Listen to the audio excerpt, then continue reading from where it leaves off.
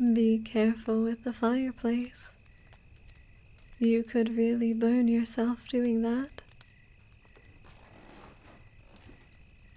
Oh, right.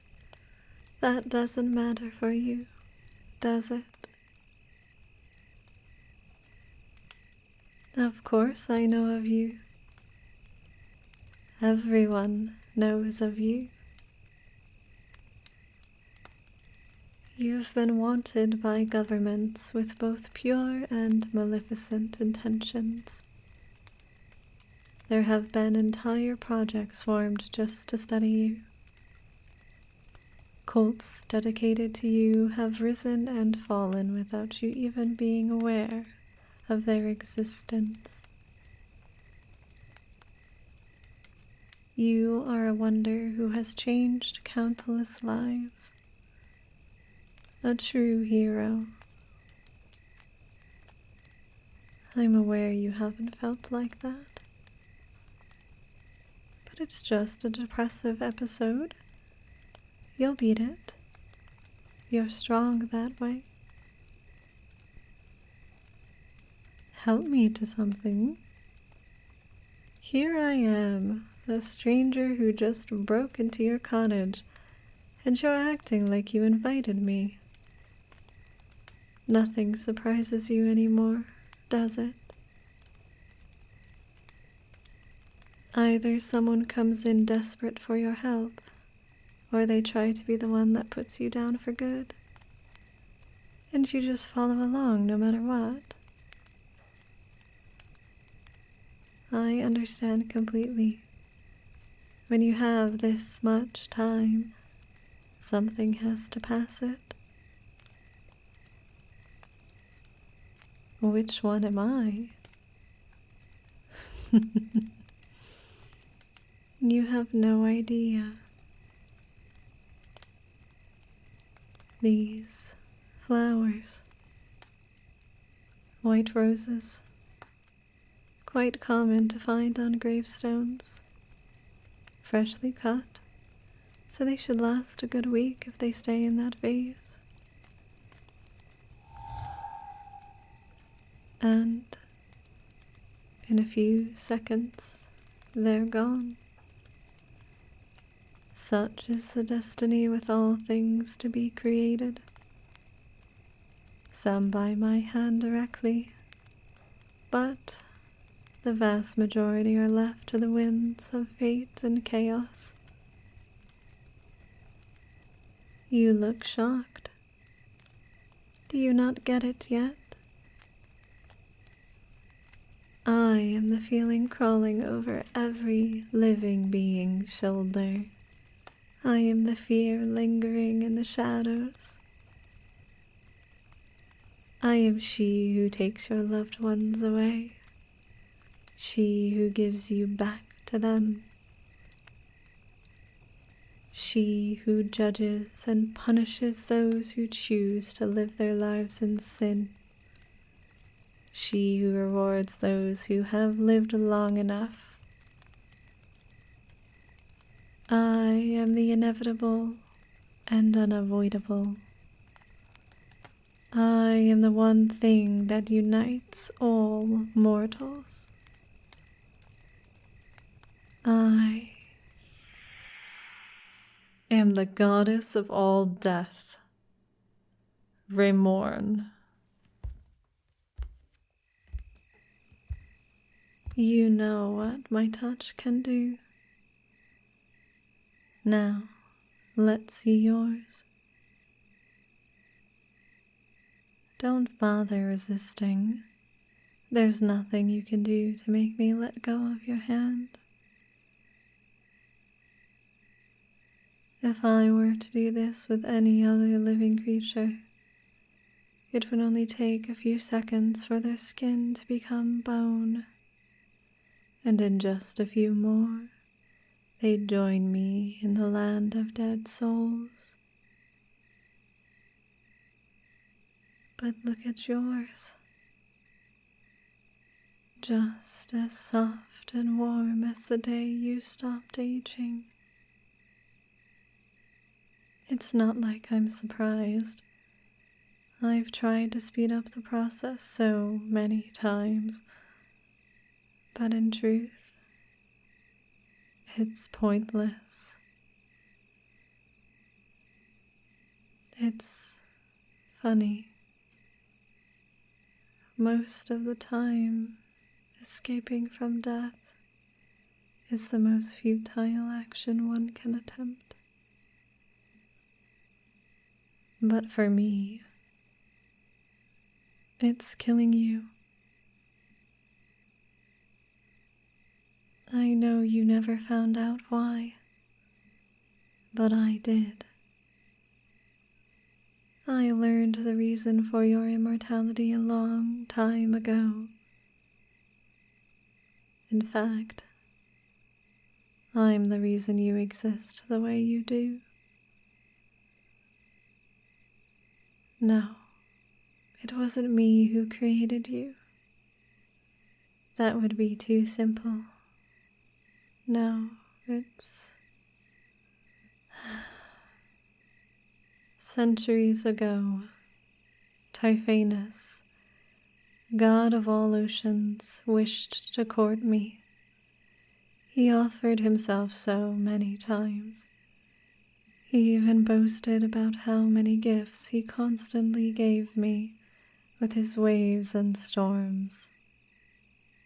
Now, I never saw them as gifts. All those who drowned would have joined me, even if they've never stepped a single toe into the water. Death is not a contest. But he was certain that I owed him all the love I had in me. I never liked him. His ego and his behavior were all... I couldn't imagine spending so much of my eternal life with someone like him. If you had known him, you would understand. No matter how nicely or directly I rejected him, he would never try to improve himself or learn. He'd see it as a challenge he had to overcome his way. So, he did something drastic. Typhonus went to the goddess of all life and proposed an experiment. He wanted to know what would happen if she created a living being without the one thing that unites all living beings: my influence. She agreed, wanting to know how important death really was. He requested this new creation fit a certain description, the type of lover he knew I wanted to have. Everything I value in the life of a mortal. To this day, I don't know how they really did it. I've asked, but she told me the method used could not be recreated or undone. And her eyes, when she recalls it, I only see that look on regretful murderers. No matter how it was done, she and a few other deities managed to create it.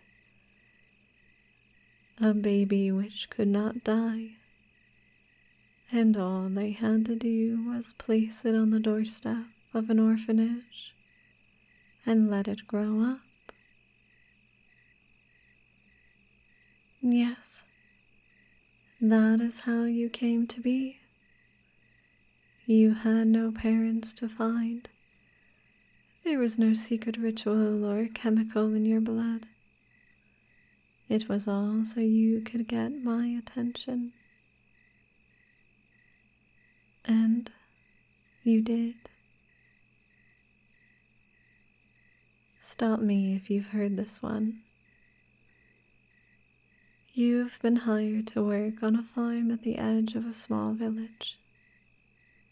It doesn't pay the best, but you get along with your coworkers and the family that runs it. Life is as fine as it needs to be for a young adult like yourself. But one night, you hear horns and screaming. There's a fire in the distance. Torches reflecting sharpened weapons, drying the blood staining them. The imperialists. They've come to kill, steal, and enslave. You rush out, trying to find people and buy time for those evacuating. Your only defense is a pitchfork you grabbed without thinking. It isn't enough. You learn that when you came face to face with a soldier. He disarms you and plunges his sword right through your lung. You stop breathing. Every sound fades as your vision gets darker.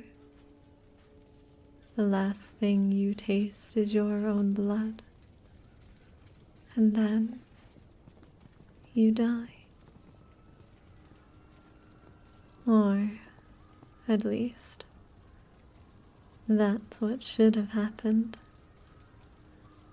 Instead, once he takes back his sword, you get up. There isn't even a hole in your shirt.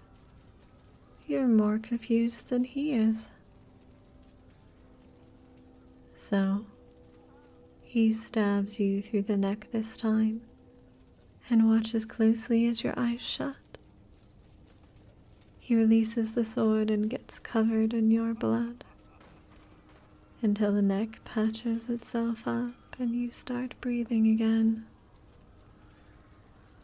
He calls his fellow soldier for backup.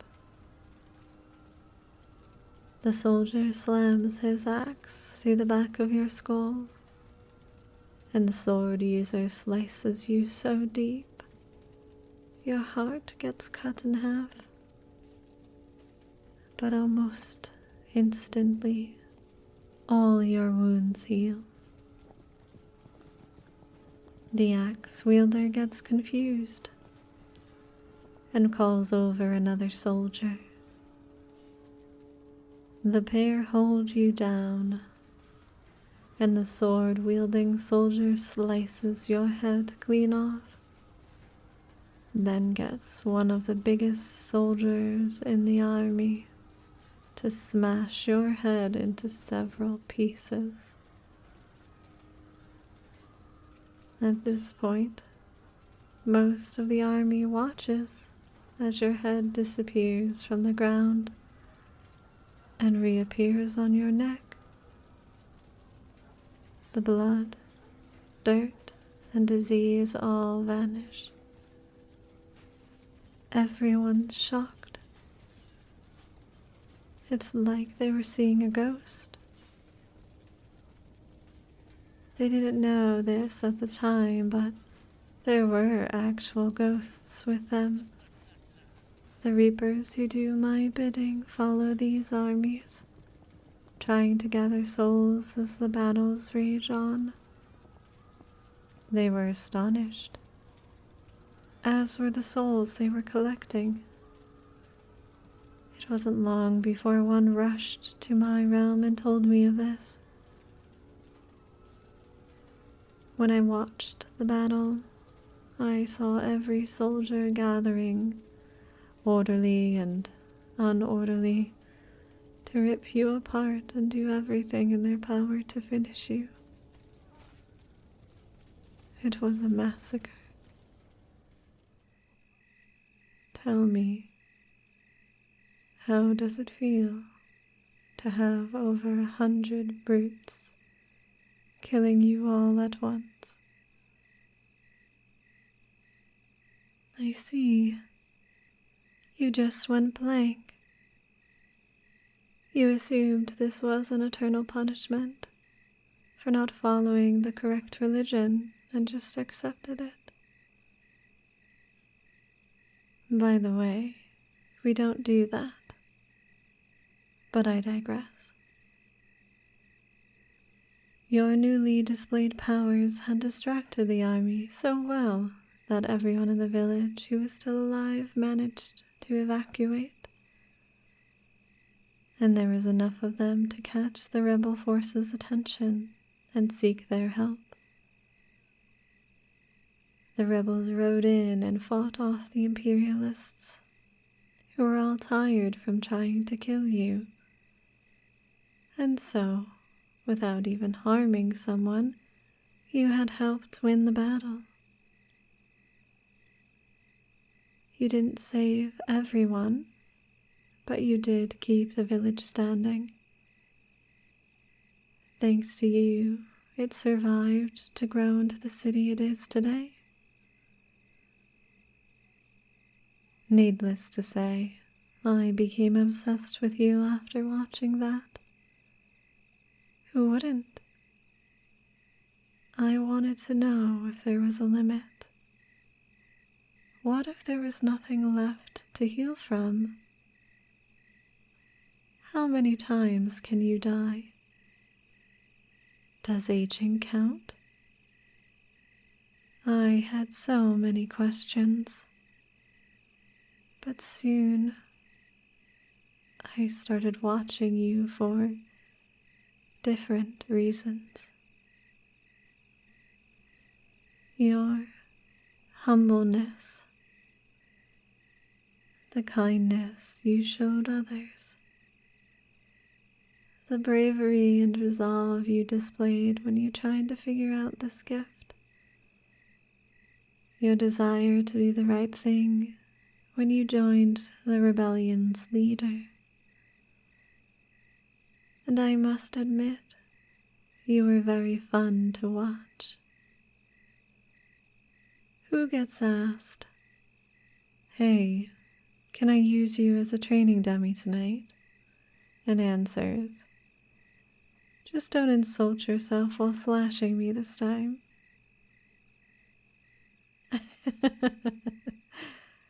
Such a wonderful soul. A year later, the army found its way to the main imperial castle. Taking a risk, you swam through a lake of molten lava and let the drawbridge down.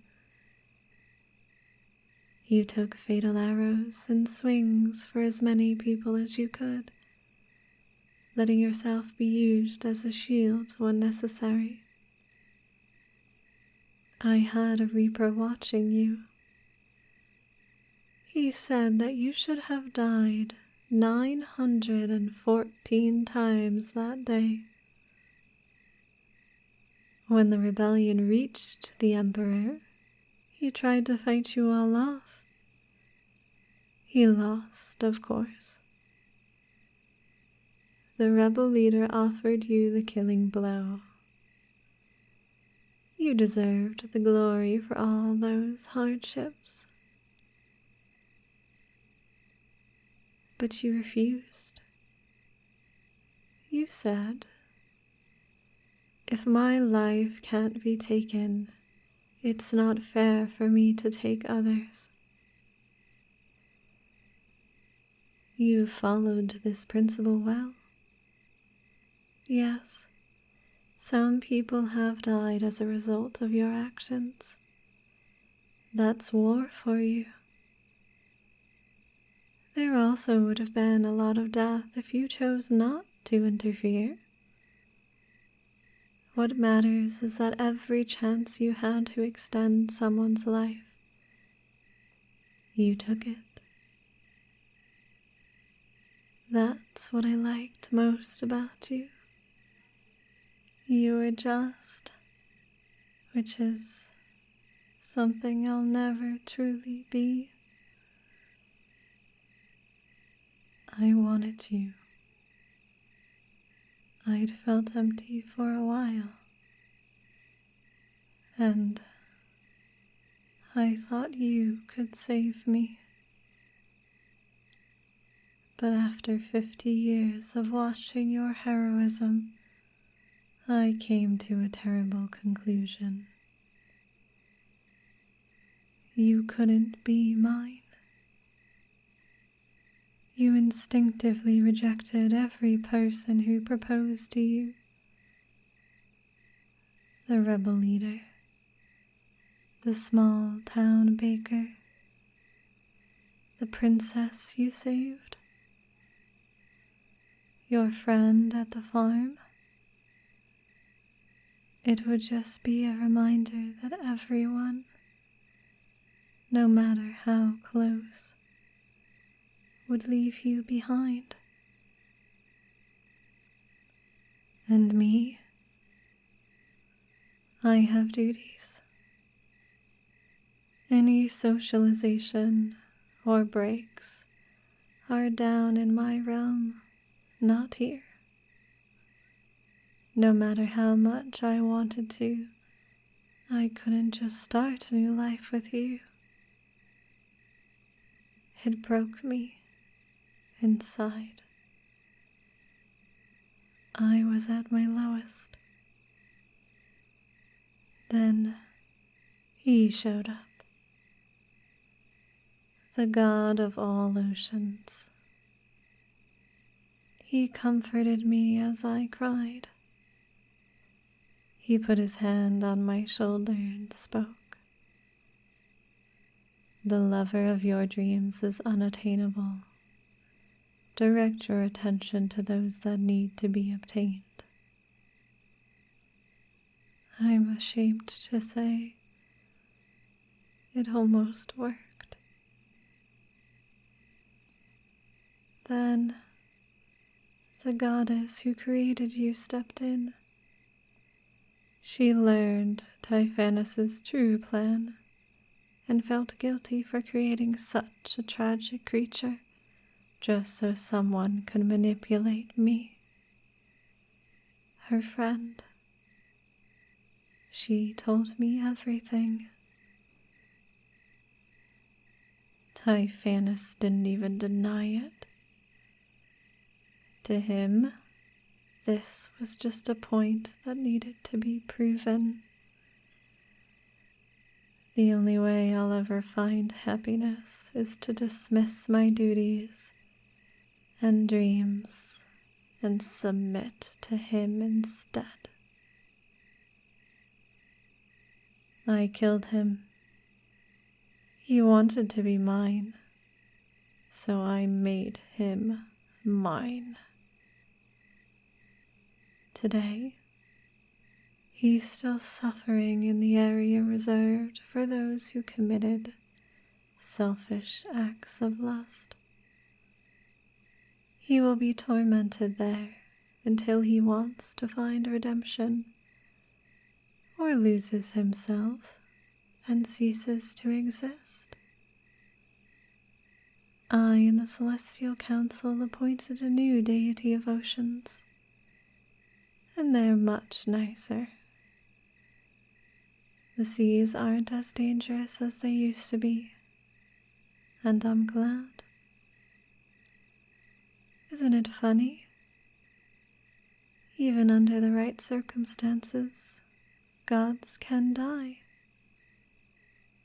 We'll never succumb to age, but even if it takes eons, someone will find a reason to kill me and be skilled enough to do it. Maybe it'll be you. You'd never want to kill me. You can't see yourself proudly harming the very embodiment of all death.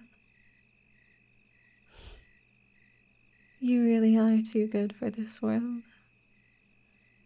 Such a shame that you're the one person who can never leave it. I've done everything. I can't appoint you to godhood, as that only applies to dead souls. I tried every method that could kill a god, short of the apocalypse itself. nothing worked. Do you know what it's like to be the goddess of all death? You get everyone. Major philosophers, political figures, scientists, storytellers, artists, every dead soul who still has things they want to do or see or say. And even if they do reach satisfaction, many of them still choose not to fade away into the eternal rest. If there's something I want to understand, I can just find the person who invented it or perfected it. I can ask anyone anything. I can watch trials of tyrants as they break at the stands upon learning their damnation. I can watch close families reunite with love and care. I have everything, except you. I haven't felt this human in so long. When I learned that you truly can't join us, it all came back to me. That universal feeling of desire and weakness, that desperate clawing at something I can't have. You were like a golden apple, dangling just out of reach, never to be picked. Until today.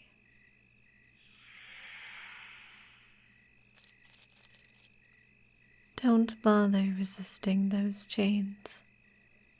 They're for my reapers when someone refuses to accept their death. The strongest humans have tried to break out, and all failed.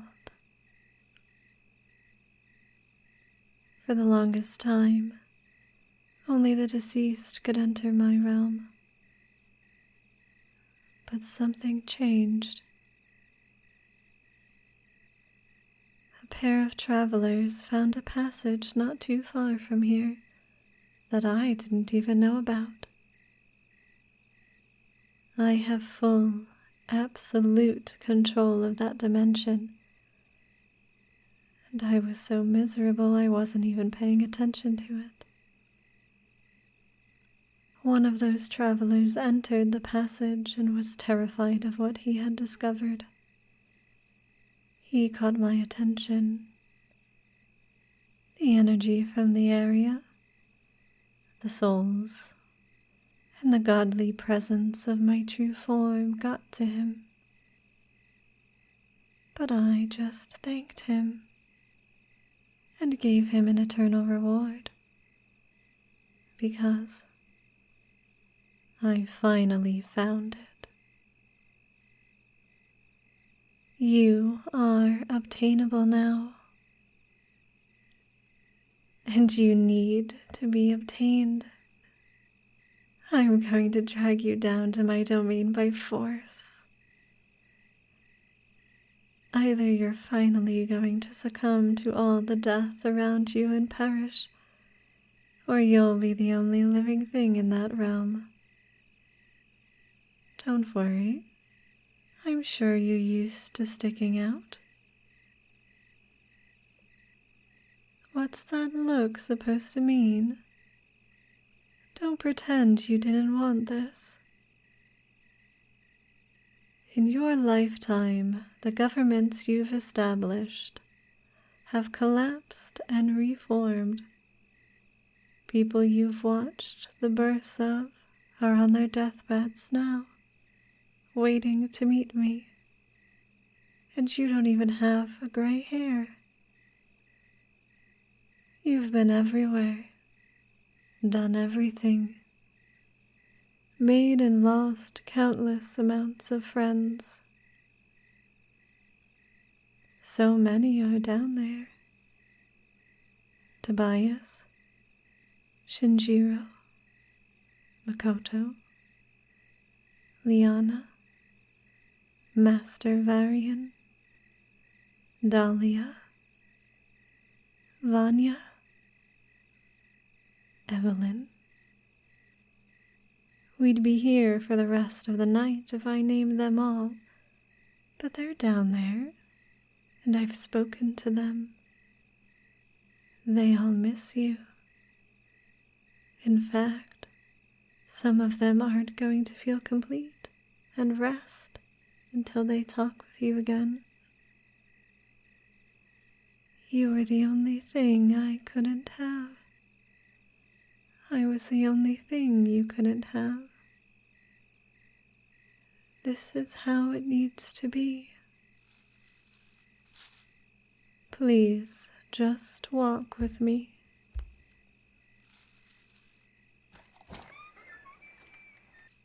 I hope you live. I hope you stay as you are forever. Touching souls, it's cold. But if you keep your body down there, people have told me they've longed for my sweet, warm embrace. But me, I've longed for yours. Let's complete each other.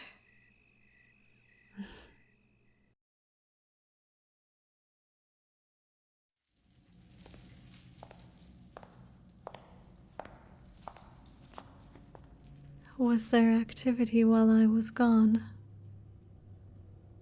Any mortals getting in? Any souls running out? Nothing to report, my goddess. Good. You are dismissed.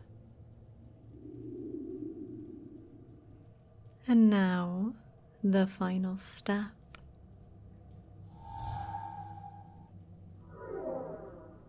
It's done. You're here. You're finally here. I can... Why are you backing away? Yes, the chains. I should have guessed. And they're gone? Yes, just like that. You don't need those anymore, and neither do I. You see, on second thought, it's better if I just show you. Run. Anywhere. I won't move a single foot from this spot. Just run.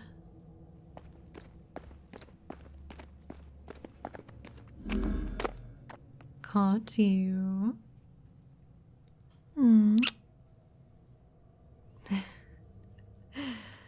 Sorry, I couldn't resist.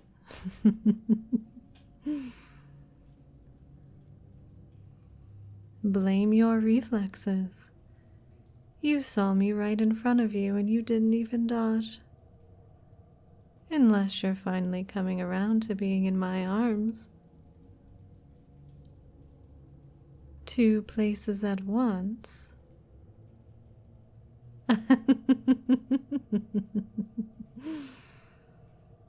I was going to explain, but now I want you to figure it out slowly.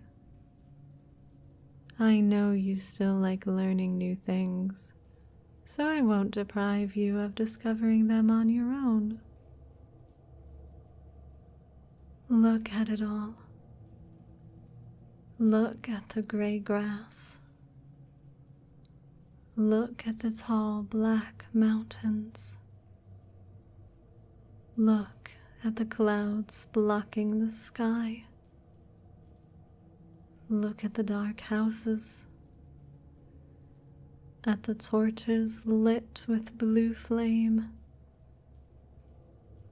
Look at the flying ethereal birds. Look at the souls. Look at all the different colors they all glow. There is no sun. There is no moon. There is no day nor night. This is the shadow of the living world. This is the final home for all who exist. This is the land of dead souls. This is where you'll be staying for the rest of eternity. Come along. We have much to do together, and don't bother staying behind or going off path. You just be wasting time. Actually, I suppose wasting time doesn't matter now, does it? But you get my point. Now, follow me.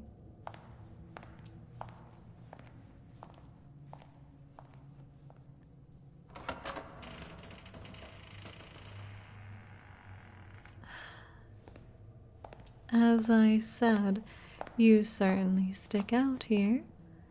It's been a while since I've seen that many excited souls. I can't blame them. You're the first being of flesh they've seen in so long. Thousands of years for some. I am so glad you kept your form. We can embrace and cuddle and kiss and so many possibilities. I want to explore them all right now but no, not with you like this. Why are you still uncomfortable? I took off the chains. I'm aware of your living friends, but are they not what sparked the depression? To me, it looked like you couldn't handle seeing another set of people slow down while you kept running. So you ran away instead.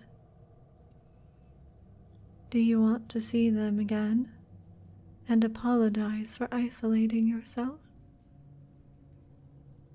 Down here, it's all just a matter of patience. And if you really miss one, the deities allow me to kill one human early every 5 years or so. I'm joking. I'm joking. They are all good people. They can live. But why would you want to go back up there? Things change. Times change. But human behavior, it never does. You've seen them go from horses and swords to their new steam-powered toys, but they are still only human. They can only offer you human emotions and human architecture, which must get dull at some point. Contrast that with the scenery here. Is this palace not beautiful? It's all mine. One of 139 across this world. If you're ever in need of privacy, I'll let you use any of these.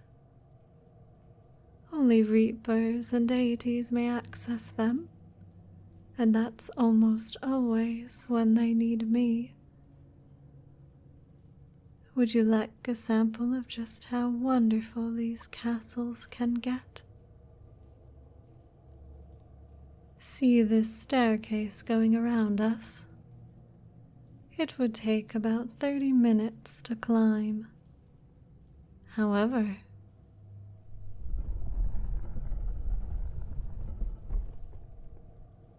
and up and up and up we go.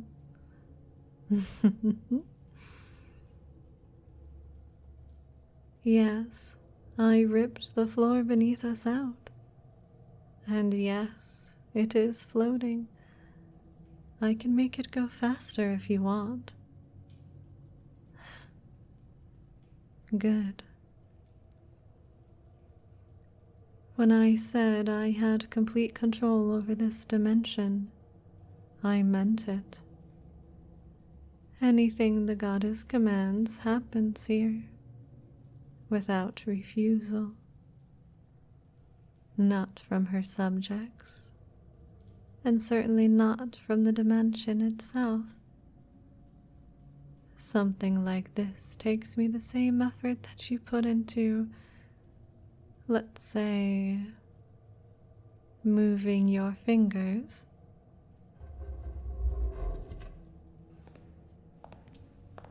And we have reached the top floor.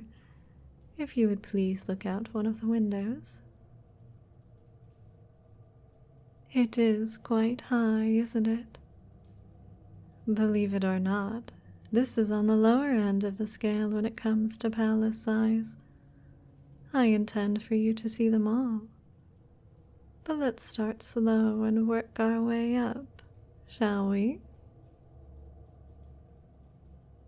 These views, this land, it's all mine to share with you. You've spent so long among people in power, aiding them or fighting them, and now that power is yours. Partially yours. What big thing down there? Let me get a closer look. Ah, I see the large crowd. That is an ultimate hearing. Every dead soul gets one of these trials. There are thousands happening as we speak. Ordinarily, I'd be presiding over something with that big of an audience, but for a while, I've been distracted by a certain someone. That's over 3 million people in that crowd, by the way. So never say you'll get lonely down here, especially with me around. Right, the soul on trial. That's Empress Azalea of the Sunstone Kingdom. Have you met? Ah, right. She wanted to extract your blood for its secrets, and had you chased across a continent. Not like it would have done anything for her.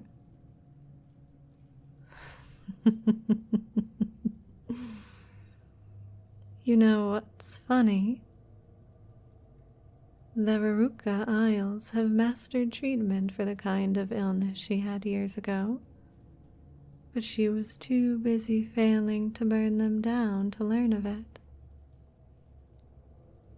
And now, there she stands. If 60% of the people she wronged forgive her, she's free. She could spend her time trying to reach the satisfaction she couldn't in life, and earn the eternal rest if she so chooses to. And if not, punishment. for the most prominent of the three selfish acts. If her primary crime is greed, she'll be plunged into the ocean of endless coins. The more she stole in life, the deeper she'd sink under copious amounts of shining metal. If she can swim to the top and doesn't take any gold, she'll be free. If not, she'll do it all over again. If her violent tendencies exceed her greed, weights will be chained onto her. 15 pounds per death she's responsible for. The only way to remove a weight is to get someone you killed to forgive you, or wait for them to achieve satisfaction and rest. She probably wouldn't be able to move until a good 100,000 pardons. And if her selfish acts of lust surpass even her greed and bloodthirst, well, you don't need to know about that one. It puts my mind at ease sometimes. Nothing will fill your heart with rage more than seeing people living in luxury, while those they ignore and starve wander down here. Especially the children. Yes, there are plenty of children down here, and I hate dealing with them. The land of dead souls exists so those with unfinished business can either achieve it or grow past it. Whole souls could instantly go back to nothing if the universe wanted. But it felt it was better for souls to return satisfied rather than conflicted and unfulfilled. The exact reasons are beyond my comprehension, but that is the universe's will. And here come these children, or these newborn infants. It gets so complicated with them.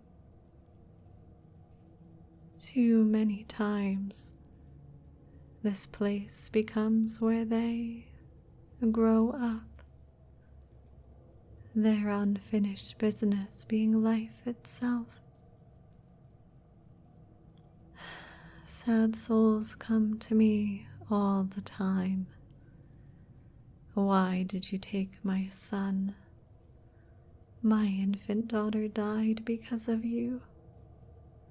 And all I can say is, death comes for all. What else is there to say? I can't leave those souls up there. I can't kick them out and expect that to make anyone feel better. No one likes to see it. But people die young all over the world.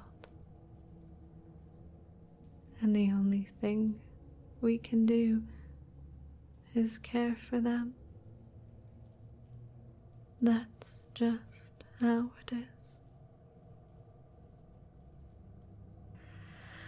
I'm telling you all of this because I want you to understand me. I know you had numerous bad experiences with autocrats. And you can't get any more autocratic than a deity. But I do care about the people here. I bless them with the freedom to do what they couldn't in life. even the selfish ones, after some time. And I know death can seem tragic and unfair, but there is nothing I can do about that. I wish I had an answer for why the innocent can die young,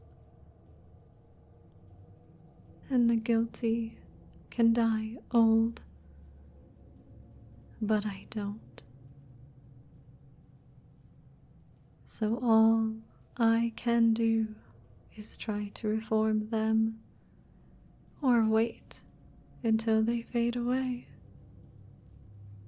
This is the second chance for everyone, and so many of them love that. So would you please stop looking so dreary and accept yourself here? Can't find the words, can you? It's not the dimension, is it? It's me. You've never been in a relationship of this nature.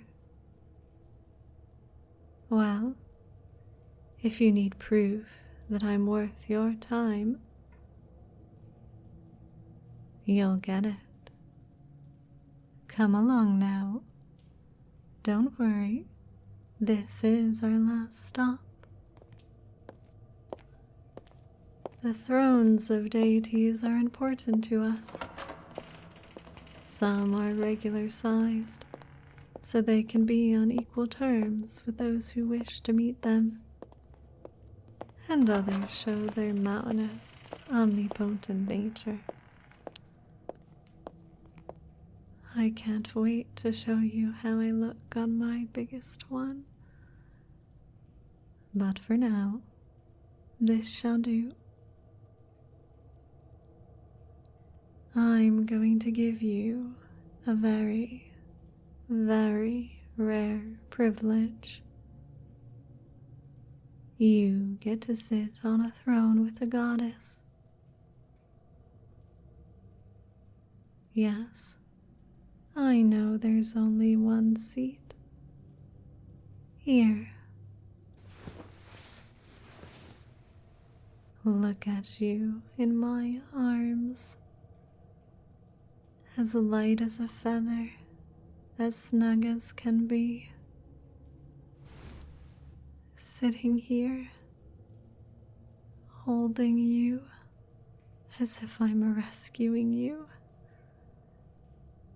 This is better than any dream I could ever have.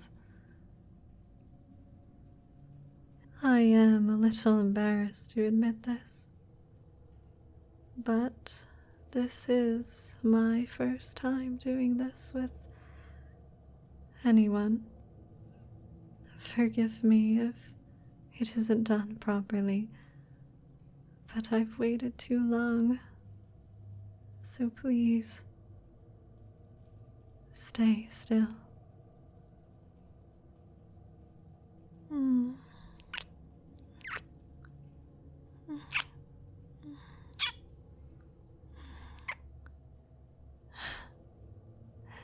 So soft.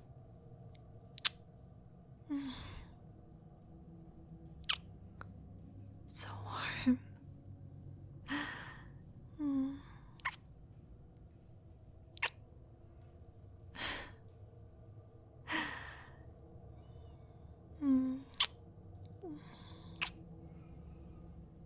To feel you.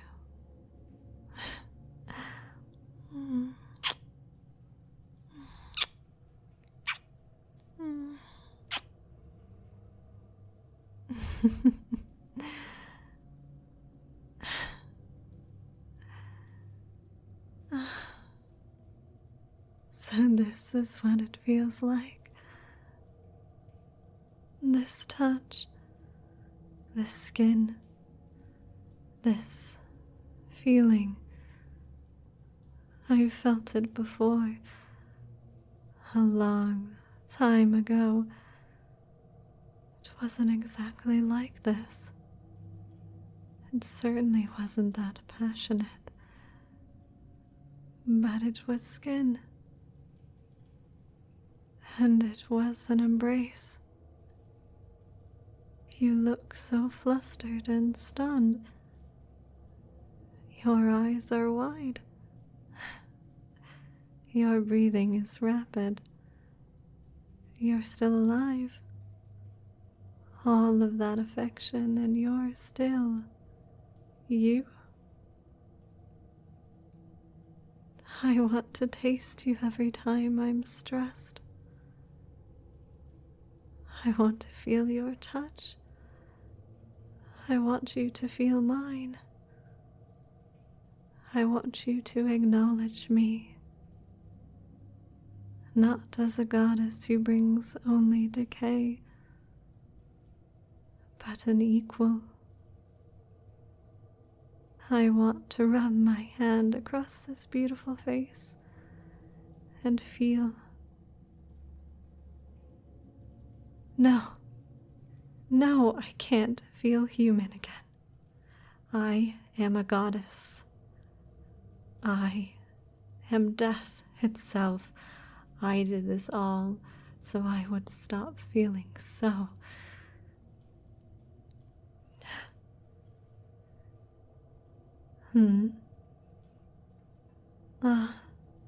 Back to your senses, I see. Yes, I was human once. I don't remember that part very well. It's like trying to recall infanthood. It's pointless and impossible. Okay, maybe not entirely pointless, and maybe not impossible, but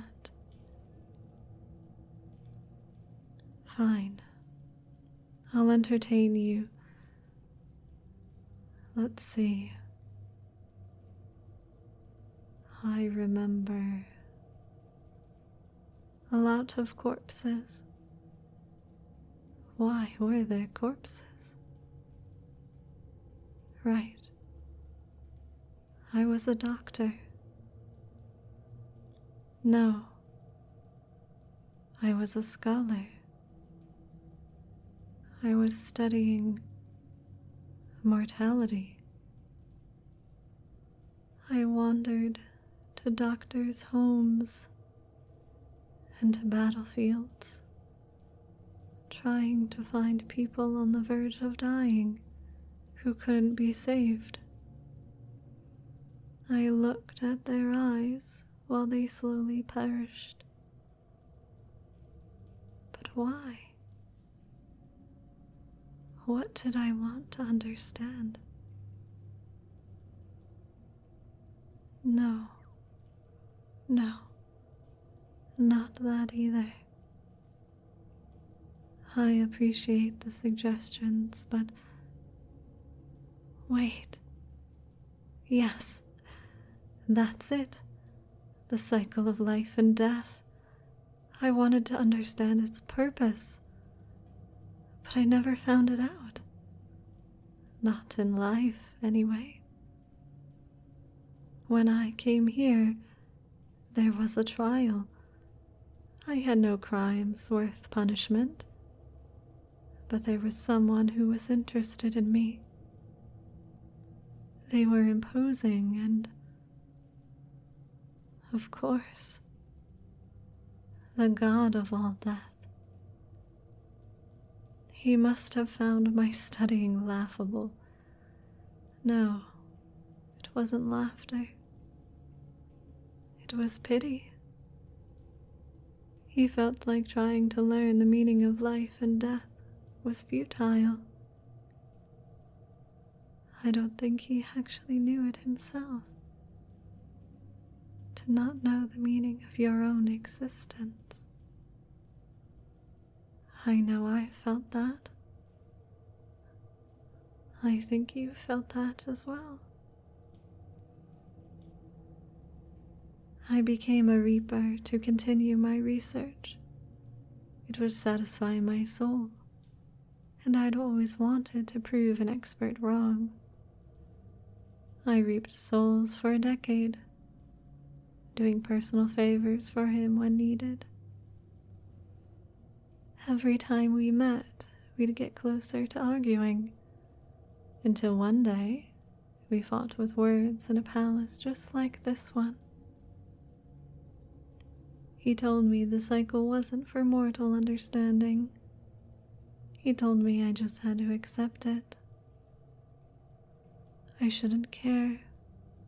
The afterlife is just like the mortal world, isn't it? But I just got furious and yelled something out. If this land of dead souls is so much like the living land, what is the point of life at all? It struck him, I think, deep inside. These kinds of questions were eating away at him. Hearing them out loud must have broken something. After that day, he tried to kill everything on earth at once. I begged for it to stop. I begged for this all to be a bad dream. But it seemed the apocalypse would be my fault. To my relief, all the deities united together and brought him down. But before he could face divine wrath, he just faded away. A death with no soul to leave behind. I wonder if he had a past like mine, or if he was someone who'd never truly lived before. When it was all over, the universe itself brought me to the Celestial Council. It asked what all of my research had taught me about the cycle of life and death. I don't remember what answer I gave. I think the fear, the divine energy, and what happened afterwards clouded my memory. What would I say if I were asked now?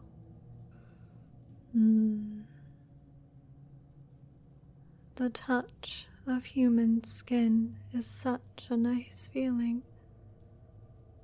For them to know they could lose that one day. To know there could be a day they couldn't see their harvest grow or eat their favorite food. That's what drives humans to do what they love and live days like their last. Humans see death so they can understand it, so they can hold the ones we still have closer to us,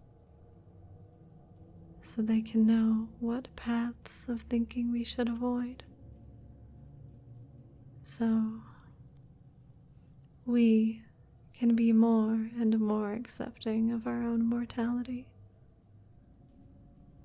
Death is random. Death is tragic. And in most cases, death can be avoided. No one dies for a reason, but there is a reason why everyone can die. There needs to be a fear of losing human touch. There needs to be a motivator to value the things you have in life. I am that motivator. I've never thought of myself like that before.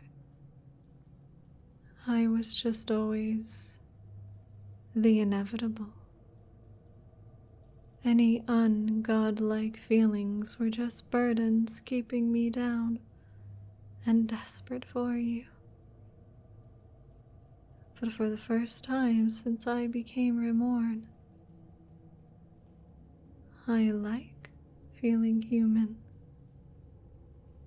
I've always been human. Me and the deities. You're a real miracle worker, you know that? You may leave now.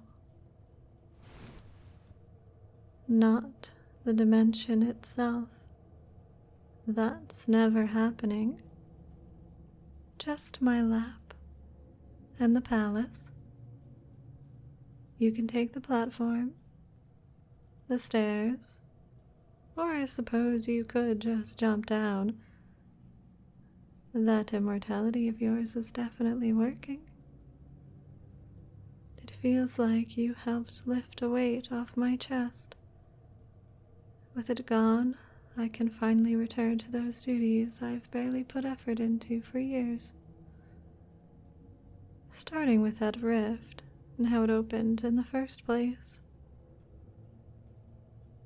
Yes, just like that. What were you expecting? I didn't drag you through that portal to chain you to a bed and break you. I brought you here for you. And a glorified cuddle doll wrapped in ethereal metal? That isn't you. Go on. See your old friends and make some new ones. You have a lot to explore down here. Don't worry. I'll still be watching over you wherever you go. And if you need me again, I'll be close by. Much closer than you think. So enjoy this place, darling. I'll scoop you up when I believe we can take this further. Oh, and thank you for everything. You probably think you haven't done much so far, but just seeing you here, it's helped me more than you can imagine, and even more than I imagined. I hope it helps you just as much.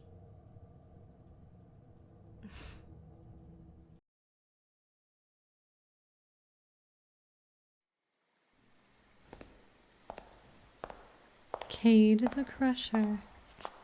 It's been a long time. Oh, don't take this meeting as a sign of weakness.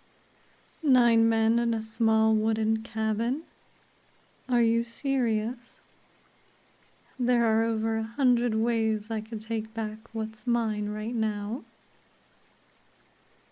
I chose the direct approach because I was curious about the audacity.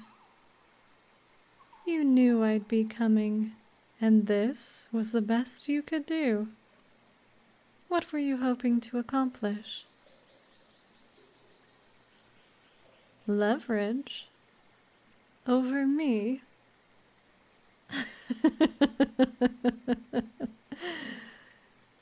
You really have no idea what you did, do you? Well, you have a human being in chains against their will. I'd call that stealing freedom.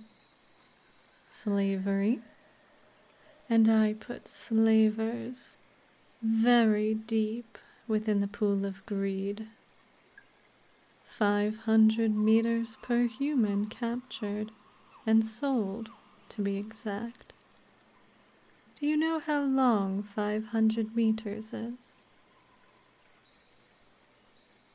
Well, dear boy, 500 meters is a speck of dust compared to my true power. So if you don't walk away this instant, I'll make the battle you died in look like a pillow fight. Never thought I'd see you back down. You should have done this more in life. You could have arrived older.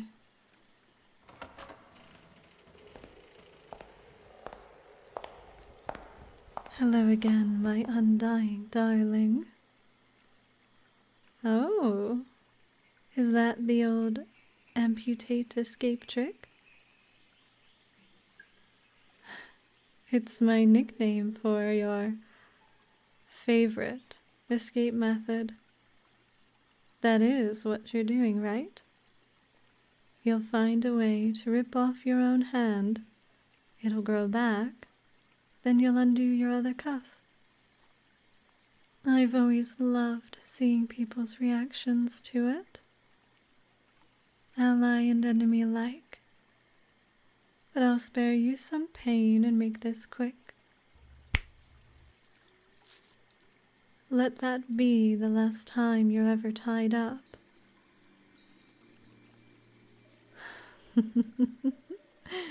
True, true. But when it does happen again, I'll be there. That was Cade of Trulasta. He was a little before your time, so he had no idea about your gift. He's been trying to get me to recognize his nation's independence ever since his last weight was undone. No, not Trulasta. New Cadeland, which begins at that tree over there and ends a little past where he kept you. It turns out that when you gather every king, soldier, and tactician into one place, there's no greater desire than to relive the glory days. So they form these little pretend nations to play war. It was entertaining to watch for a while. Imagine seeing all these figures from across history act like children, trying to figure out how to conquer and rule a land as unfathomable as this one. But some take things a little too seriously and get creative with their tactics, like you just saw. Honestly, I always saw it more as a coping mechanism. It must damage the ego to constantly be reminded that there's a woman so far beyond them, commanding a realm where no one takes them seriously anymore. Up there, if someone disobeyed, they could be executed. But down here, what are they going to do? Kill them again?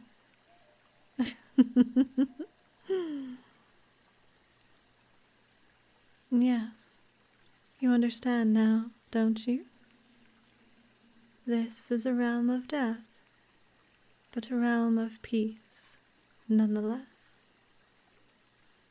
I'm sure you've had your fair share of adventure and reunion in our time separated. As for me, I've been catching up on my duties, using my newfound energy to right a few wrongs and tie a few loose ends. But even a goddess has limits, and that's why I'm here. Let us relax for a moment. What a beautiful love seat. It's comfy, large, and your favorite color. Don't worry about where it came from. Just sit down with me. Give me your hand. Don't ask questions. Just let me touch it.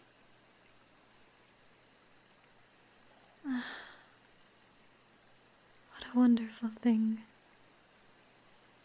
Soft, warm.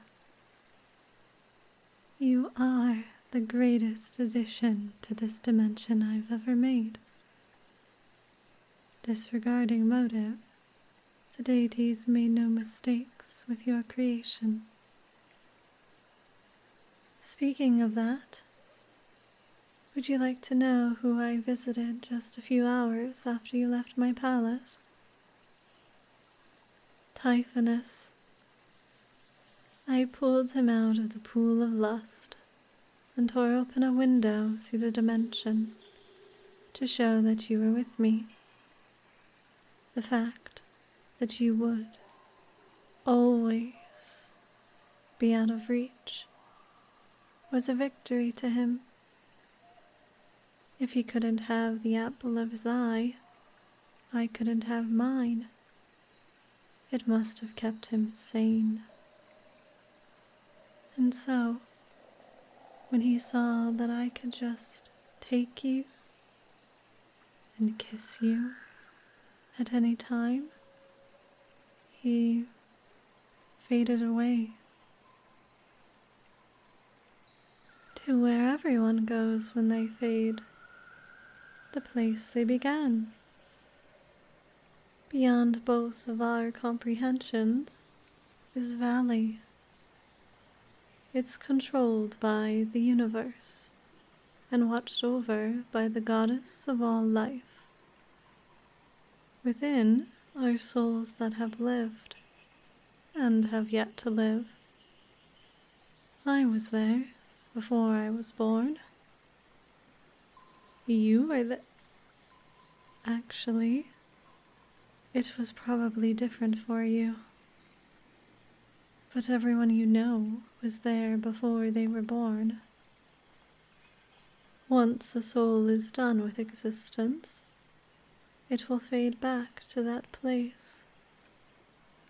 They'll be divided into so many pieces. Their memories, personalities, interests. They'll merge into those new souls to help them grow.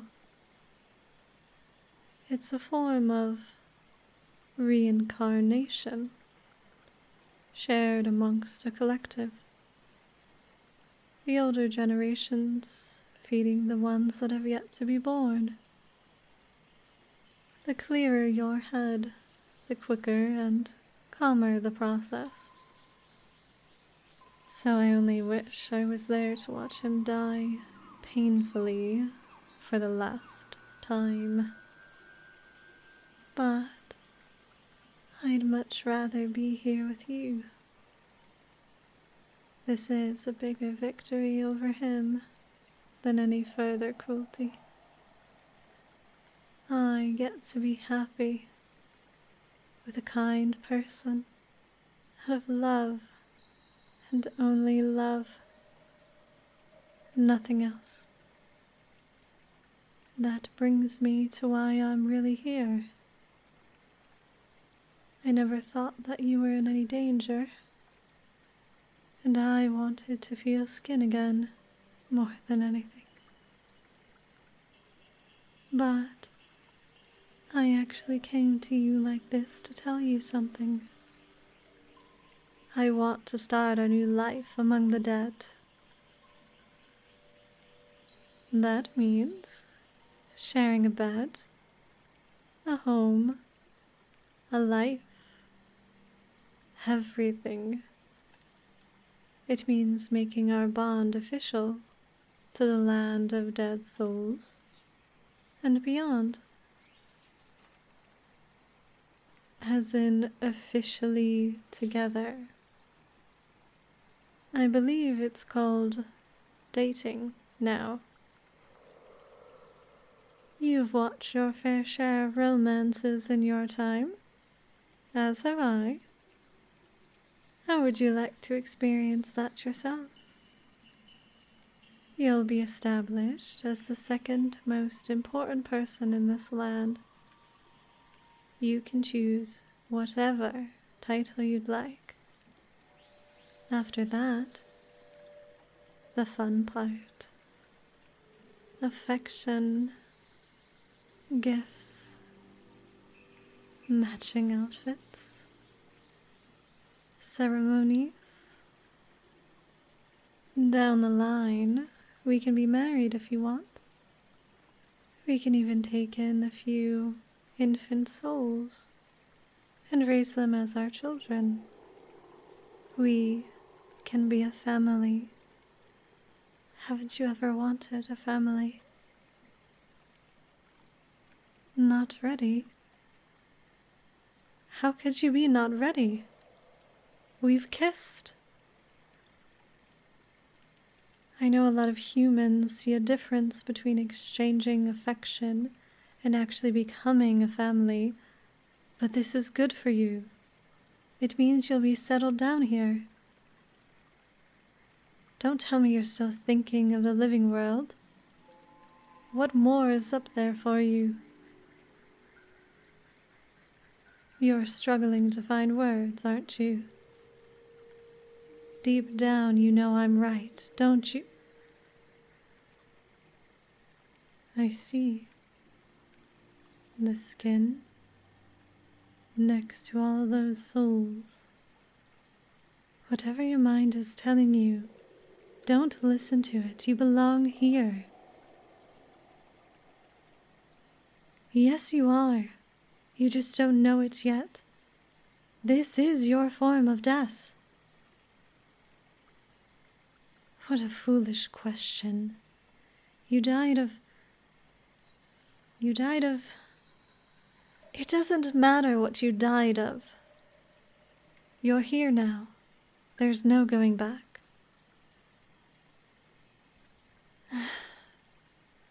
Yes, I dragged you here. Yes, you technically didn't die from anything. That doesn't mean that this isn't where you belong. This is where everyone belongs when their time is up. And when I arrived at your door, you wanted nothing more than an end. I know you value freedom, but some things are just more important than that. Do you see beauty here? Good. You do see all the benefits, right? Don't pretend you haven't felt happy here. Go between? No. There is no going between. You're either dead or you're not. The flesh does not matter. You're still mine. I still need you. That came out wrong. This is just like any other death. It just happened. And there's no undoing it. Please accept it, and don't try to escape from here. I know I'm tempting fate by saying that.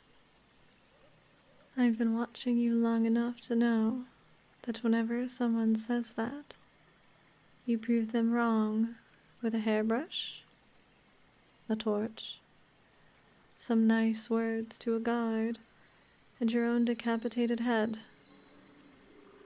But this is different. Very different. You can't hide your thinking face from me. I know all of your favorite tricks. Let me see. If I were you, what would I do? First, I'd ask the locals where they came from. Then, I'd wait for when the goddess was distracted. I'd grab some pillows and run for a portal. If the reapers come to chain me up, I'd throw the pillows so they catch those instead. And then I'm free.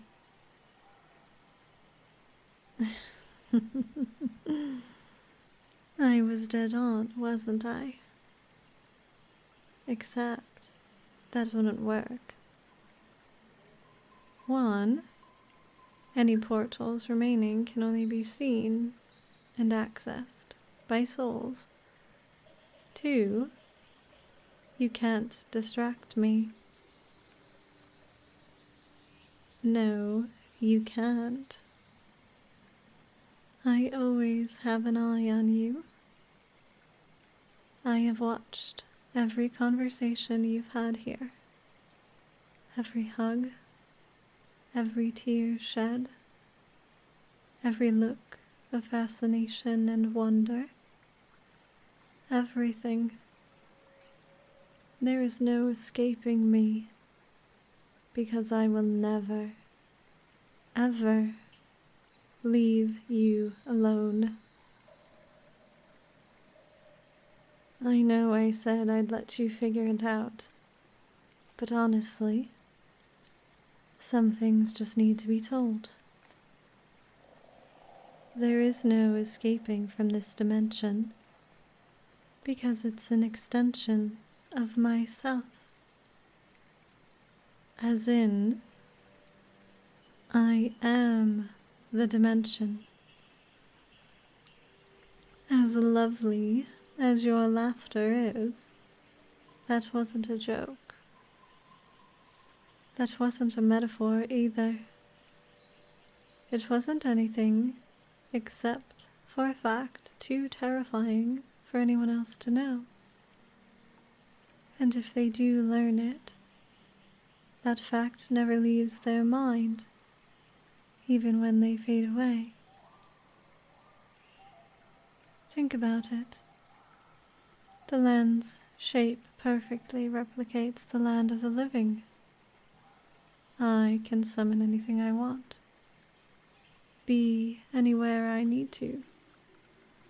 And those palaces you've seen couldn't have been built without inhuman levels of labor, which would contradict the freedom I give my subjects.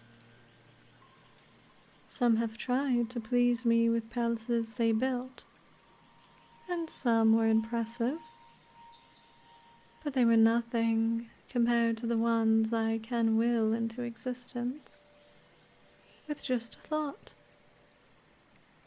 No one truly understands me because they don't want to. They'd hate remembering that no matter where they go or what they do, I'm always nearby. Yes, I am here, in front of you,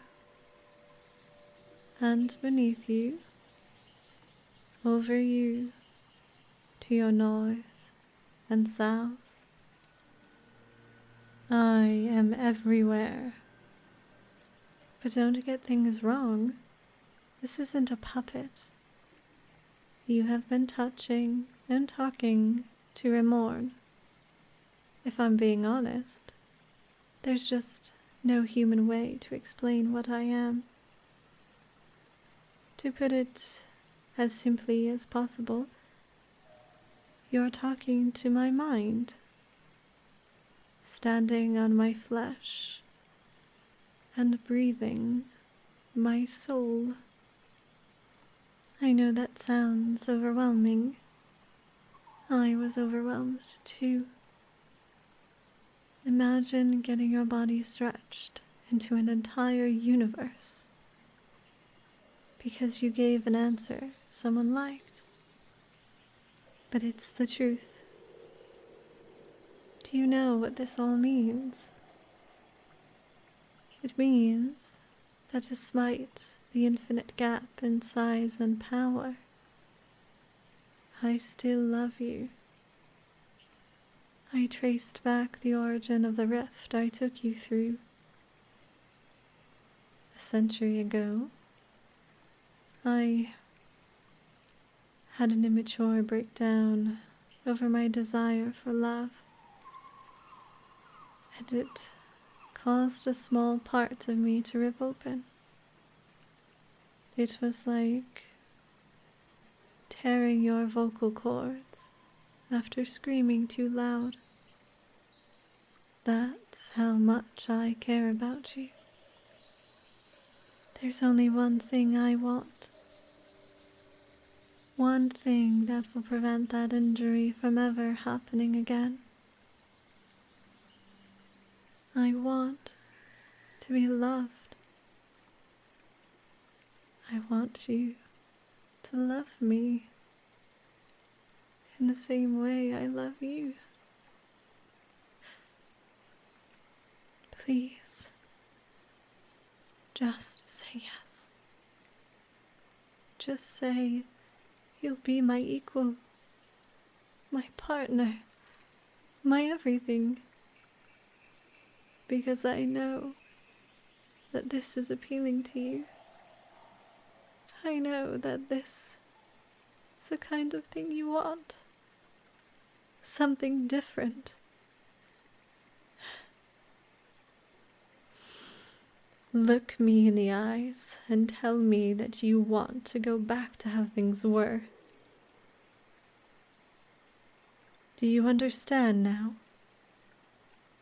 Do you understand what I meant when I said you belonged here? Now look me in the eyes and tell me that you want to stay. You really don't know. Your mind is storming, isn't it? You're at a crossroad, and you don't know which path is correct. Every time you come to a conclusion, it feels like you learn just one more thing that makes you change your mind. You've never been in this situation before. At least not where the person asking you this wouldn't die after 50 years. For the first time, you can enter a truly new era of your life. Forever. What more do I have to say?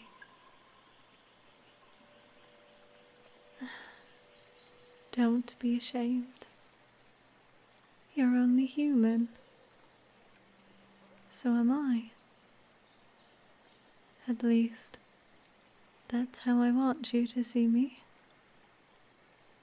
And that's how I want to continue to see myself.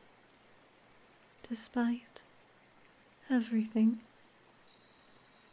But if this continues, there's only one option left. Listen to me. I know we're both eternal beings, but I'm losing patience. I don't just want you with me. I want you to commit. I want you to want this.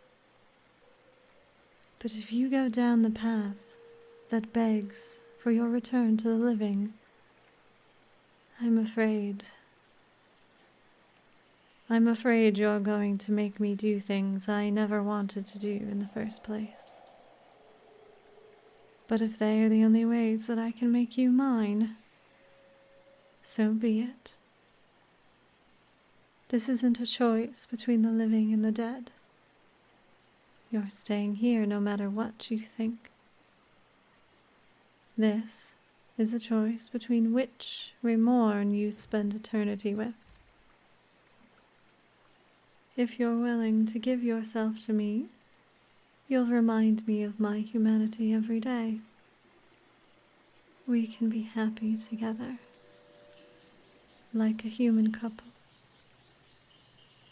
Just like on that throne. But if you deny me what keeps me feeling human, I might forget it entirely and go mad. I'll let you roam free for a while longer, but there's something I want you to do. Southwest of here is a palace, my largest palace, towering beyond the clouds. The moment it enters your sight, it will be impossible for it to leave. Once you've made your decision, I want you to enter it and climb all of those stairs. Every single one. Take all that time to reconsider your decision until you're finally certain at the last step. There, you'll see the most divine form I can take. It's at that moment that both of us will be completely honest with each other. I'll be honest about what I am, and you'll be honest about how you feel. And it's there that you'll make your decision on who you want to spend eternity with. Raymorn the human, or Raymorn the goddess. I don't want to lose what you gave me. You helped me find out who I am. You helped me find out what I need to be. You helped me remember and enjoy being human. Please don't make me forget all of that. All you need to do is say yes. I will see you soon.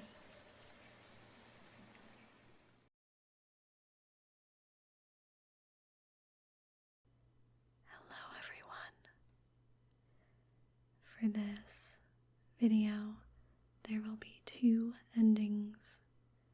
Be sure to check the comments or the description if you want to skip between either ending. Otherwise, enjoy the finale to this adventure.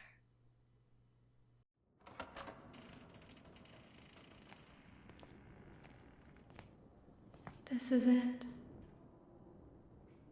The end. The end of all who walk. The end of all who feed. The end of all who love and hate. And this is Raymorn, the goddess of all death, as I was meant to be. Unmoving, uncaring, unending, the one constant of all reality. The end.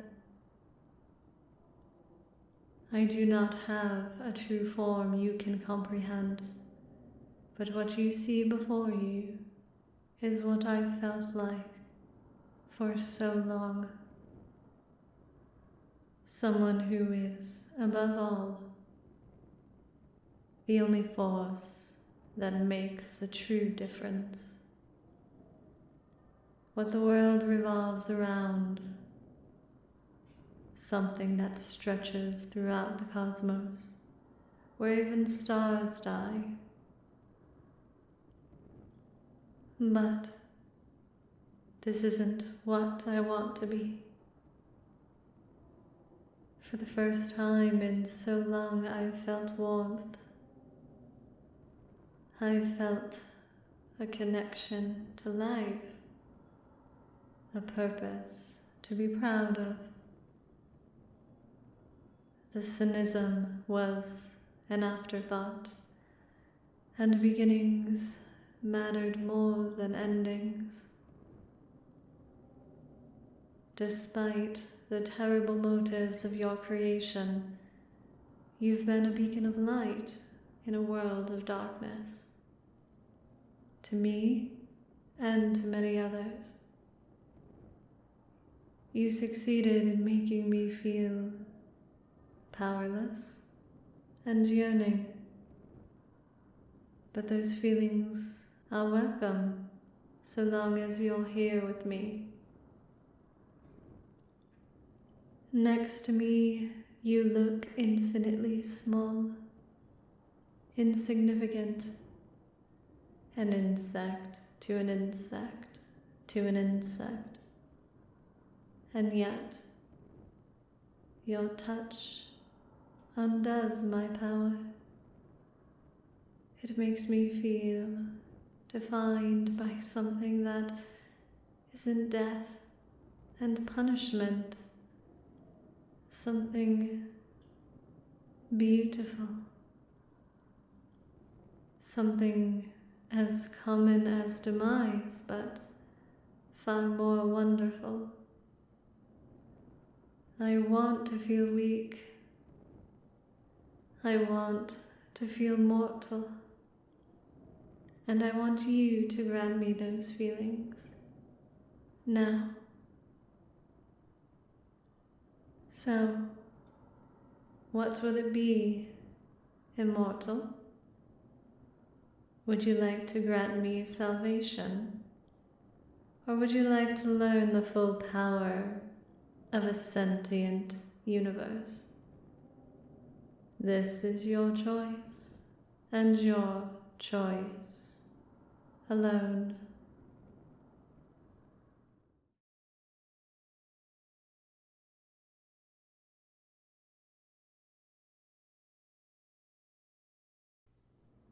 So silent. Have you come all this way to tell me you've yet to make up your mind? Wait. What is that? Behind your back? A pouch. What are you holding a pouch for? Show me what you have now. Who gave you that? What are you planning? A new power? A secret artifact? Do you plan on finally fighting a goddess head-on?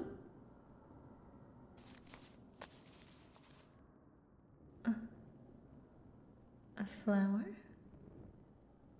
A white rose? One of the dead plants I commenced to grow here. Did you pick that yourself? I wasn't looking at you. All right. I ignored you for a short while, for that convoluted trial of the former emperor. But that was 2 continents away. How could you have known about that? You wouldn't have tried to keep the flower a secret if you thought I was watching. A weird feeling on the back of your neck? For that long? I suppose that makes sense. I've described myself as a feeling crawling over everyone's shoulders. But if you felt the absence of it, then that means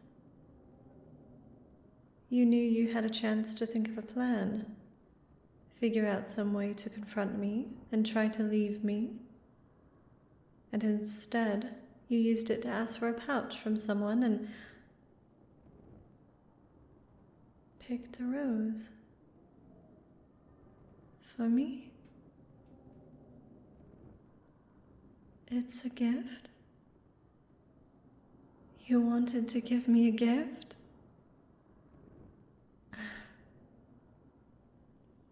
Place it on my fingertip. I'll be able to see it. I promise. This is technically an extension of myself, like a small skin cell compared to what I truly am. But I love it. To me, it's a sign. You're giving me back to myself, my smaller, but even more beautiful self.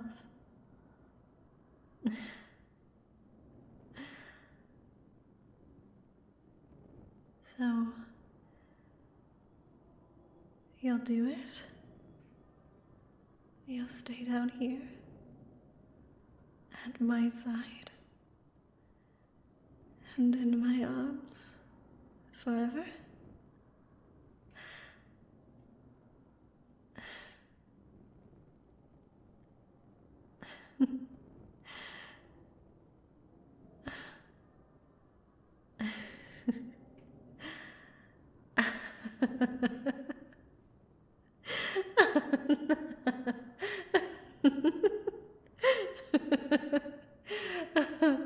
Finally, it's over. It's all over. I've won. This era of pity and disgrace, of wanting and dreaming, of shame and manipulation, it's all finally died out, with no afterlife for it. I'm going to get everything I've ever wanted, and you're finally going to live a life where you aren't haunted by loss and sorrow.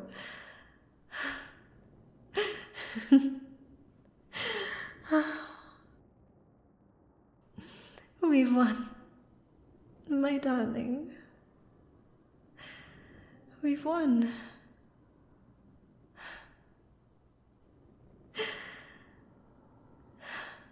Come here. I'm going to give you an embrace beyond anything anyone's ever felt before. Behold, an entire dimension of love.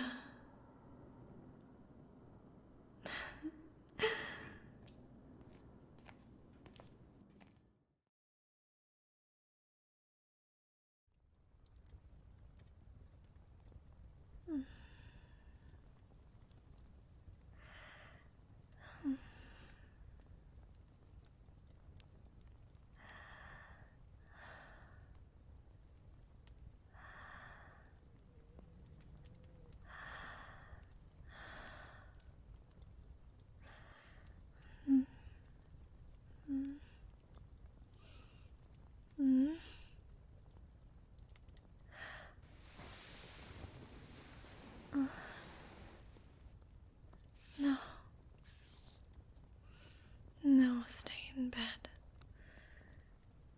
Stay in bed, my darling. Just for 5 more minutes.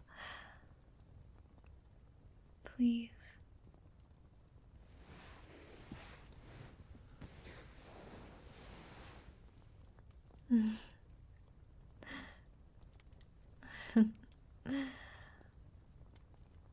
How have I not gotten tired of this yet? Every time I lay a finger on you, it feels like a new kind of skin,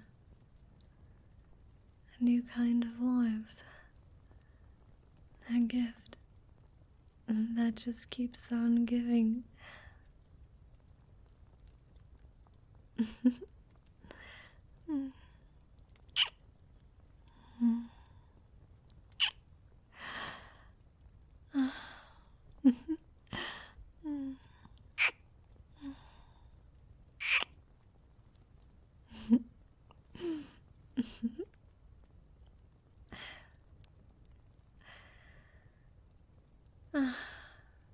You know, I once thought that giving deities the ability to feel tired was pointless. But I'd go completely mad if I didn't have the nights where my head was on your chest, or yours on mine. Of course, it's a very special day for the both of us. I suppose we should finally get up.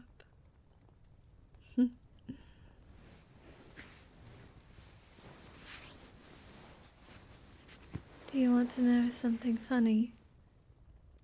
This is the first time in a long while that a decade has felt like a decade. So you felt it too. It's not like I'm surprised. You were very anxious yesterday. There's no need to question that. You do know that I know everything, right?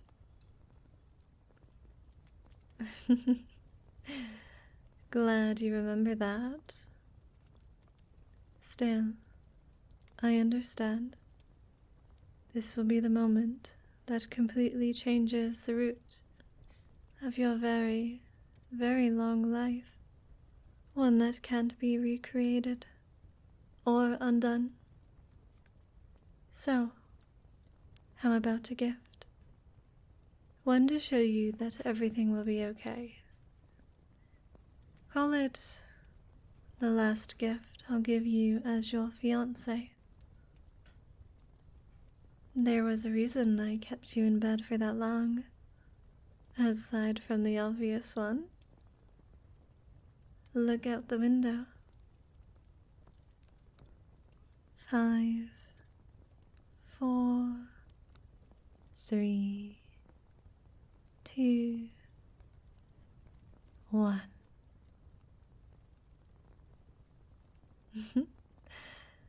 A sunrise, like the ones on Earth. Isn't it beautiful? I know it's blue, but I just thought it fit the colors of this dimension better.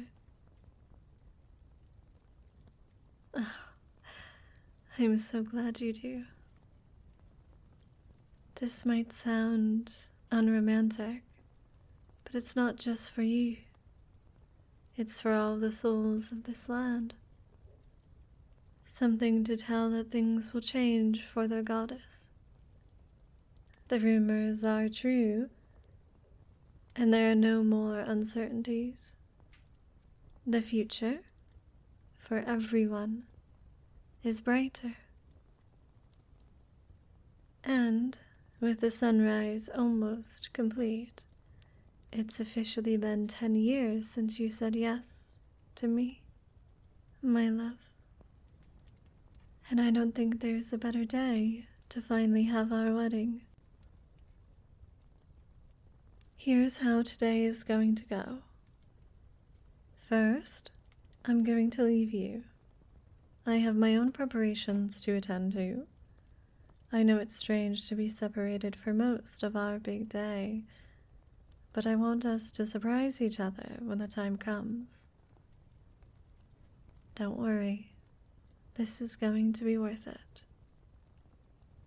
My dressmakers are finishing up on the perfect clothing for me. I could just will one into existence, but seeing those dead women's eyes light up when I told them they could design for a goddess, well, it felt right. As for you, a reaper will come and guide you toward the designers I picked out for your clothes. I want to be as surprised when I see you as you'll be when you see me. So I haven't been watching. Oh, do not worry. I had a few close friends of yours work with them. People who know your style. I'm sure you'll love it. I know I will. You look good in everything.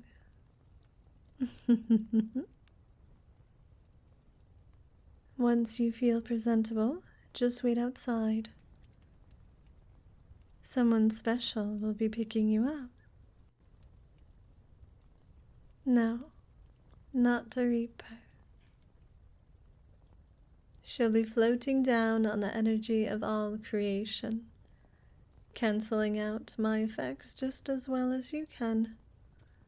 She'll be glistening, sparkling, radiant. Her appearance here will be spoken of for generations. The goddess of all life. When I started planning the wedding, she was the first to offer to be your transportation to the shared land of the divine, as an apology for creating you the way she did. I could see it in her eyes, the way she speaks and looks away from me.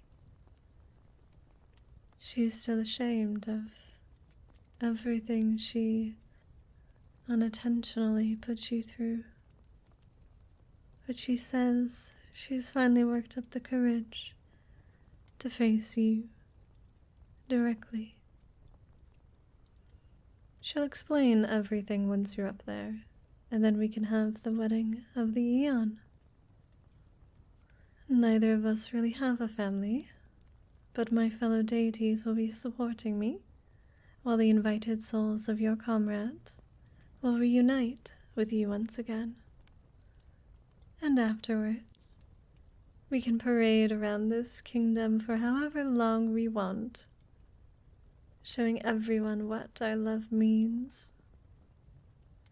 It's the marriage of concepts, the immovable object and the unstoppable force, the eternal life and the inevitable end. Doesn't that sound beautiful? It's so nice to see that wonderful smile every day. Remember when we first met? In that cabin? All those years ago? And I had you chained up and walking out of there with a very conflicted look on your face.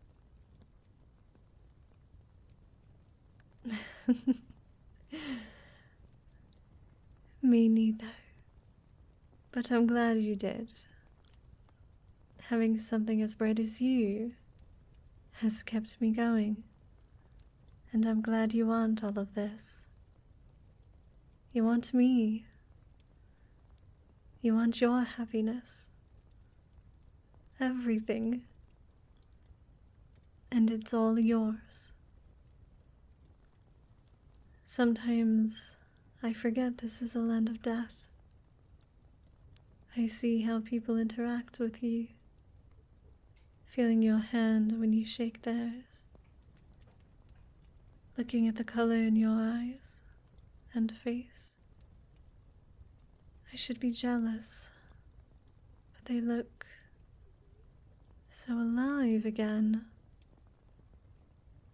I can't bring myself to be mad.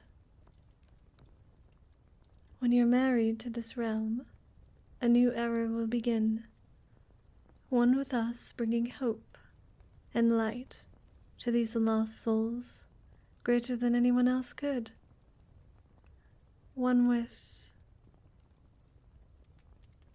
Why are you looking away like that?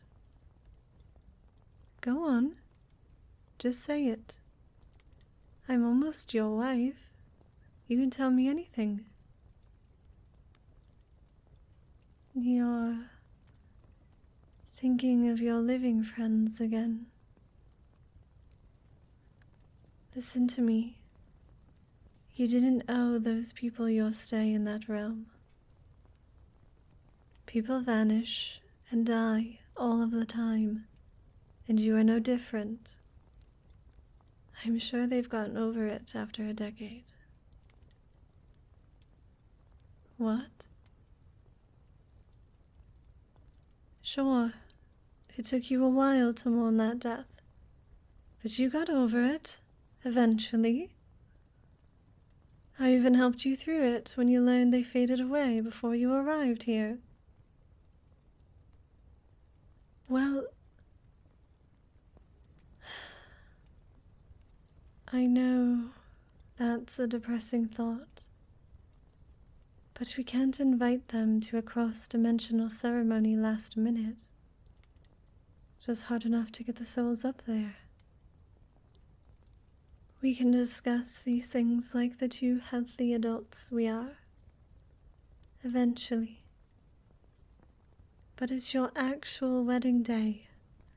You can't let things like this get you down.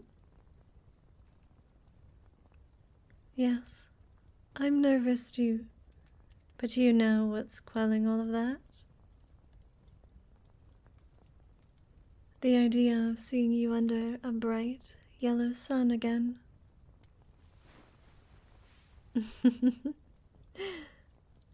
Hmm.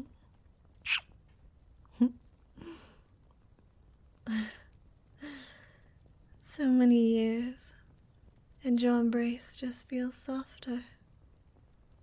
Your skin feels smoother. Your body feels warmer.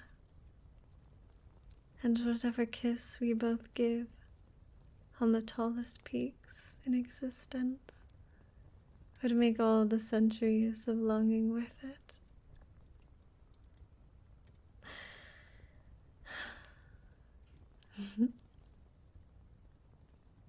Let's save that passion for when it's finally time, shall we?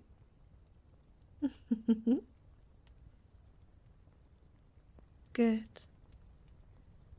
The new era is upon us, my love. One where there truly is life after death. And I look forward to when you can finally let go of all the people living up there and accept death as your closest companion. When we meet again in the land of the divine, we'll see the last glimpse of who we were and become exactly what we were meant to be. And once we're married eternally, we'll finally complete each other. I'll see you, my darling, and thank you for remaining mine.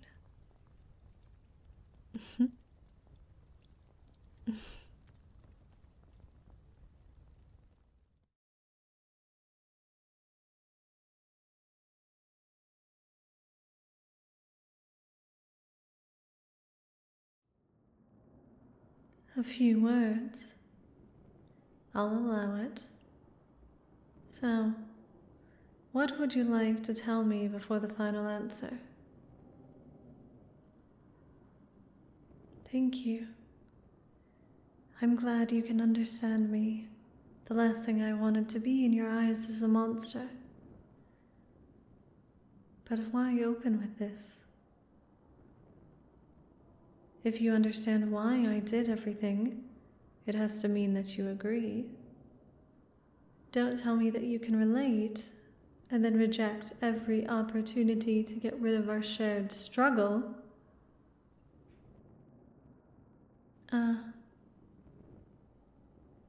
So that's it then. All the embraces, all the adventures, all that effort, just to leave. I love that sense of freedom you have. It outshines any attempts to oppress you. It inspires others to break away from what holds them down and become the purest versions of who they are. Never thought I'd be fighting it, but here we are. You think you have power over me, or a fraction of a chance against my divinity? I'm no mere queen or empress. I am untouchable, a universal truth. I could annihilate cities, countries, worlds for your hubris against my love and denying me the one thing I desire. I shall make your eternal life torturous, every punishment more agonizing than the last. I'll trap you in a room with the ghosts of your worst enemies, drop you into a core of this planet, force moons to collide with you between them, launch you into the depths of space, make you wish you could die. You've been in my heart for so long, so maybe I should show you what that feels like. I'll rip my own chest open and organs open, then place you within my godly heart. I'll let it regenerate around you, making my own flesh and blood your prison. I'll chain you to the very center of the universe. Let the loneliness evaporate your mind with madness, with the only form of communication for the rest of eternity being me.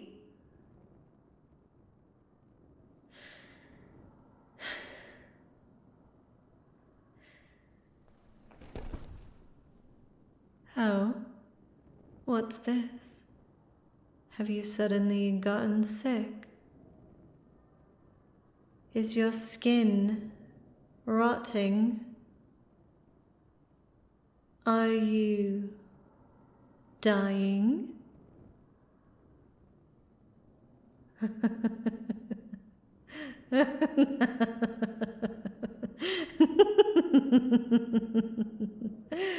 Finally, my powers become too much for you. It's going to decay that immortal skin of yours until it's bone. You'll finally die, just like everyone else. You'll become a permanent part of my dimension. Your skin will rot. Your flesh will dissolve. That soft touch of yours will cease to exist. You'll become a cold soul.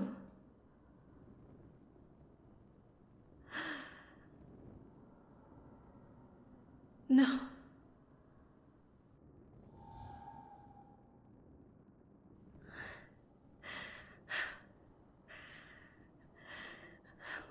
Look, I'm the size of you again. The overwhelming power is gone. So, why? Why are you still wilting? Wait. It's the dimension. It's finally caught up with you. No. No. No. I don't want to lose your touch. I don't want to lose you. Please. Please. Don't die. I want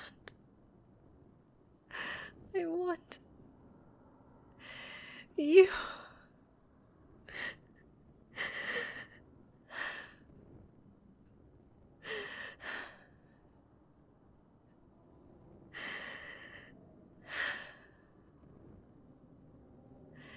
I want you to live.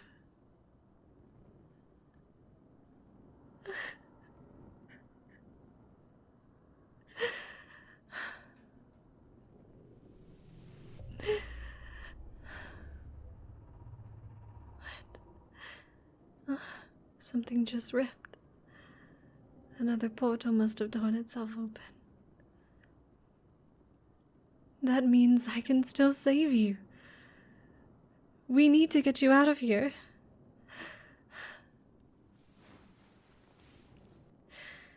Just stay in my arms and hold on to me while you still have hands. It's not far. I can still save you. I just need to fly as fast as possible.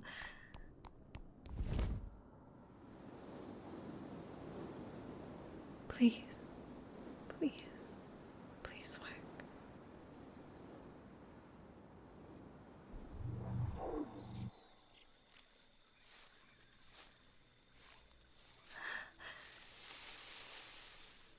There. See? Grass. Living grass. Real air. The sun. Look, it's rising.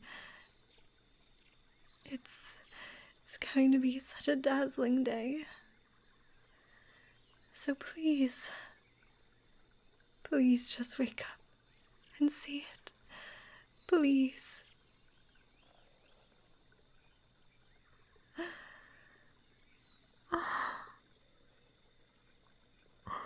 What? What have I done?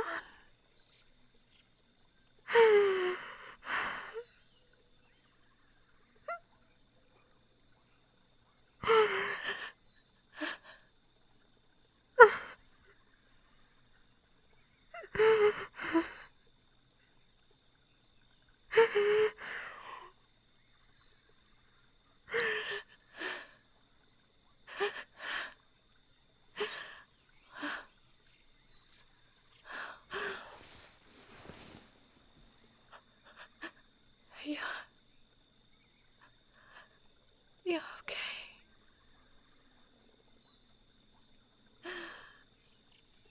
Don't let me go. Please. Don't let me go.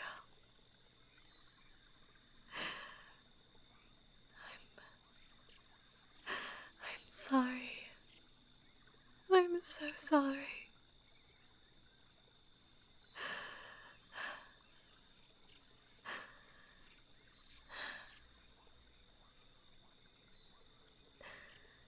You're sorry. For what? As much as I love your face, why break from the hug to make me look at? No. No. Your face. Get away from me before you rot completely.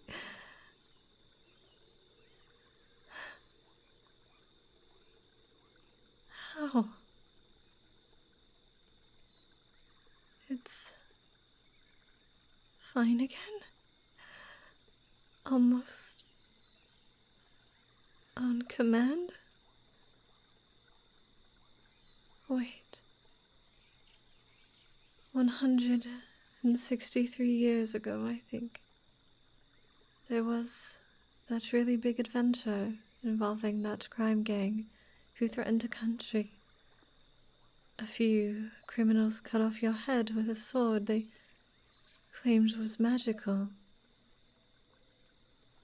And when that blade met your neck, you actually stayed decapitated. They kept it with them as a trophy, ready to show their boss that they'd killed the legendary immortal permanently. But when they traveled to the secret hideout, your head disappeared. It had warped itself all the way back to your body. Their trophy had just been spying on them. You found out that you could resist the regeneration process if you tried hard enough, just like someone holding their breath. Not enough to actually kill you, but enough to keep your limbs separated for as long as they needed to be. Or have someone dig into your body and place something within. You consciously submitted to my powers of decay? You were never in any real danger? It just looked like you were?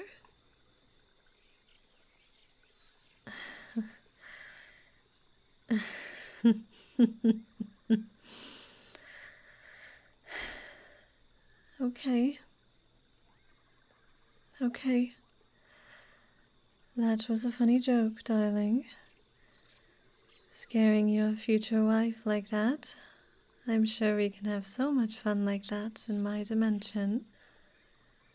So let's go back through it now.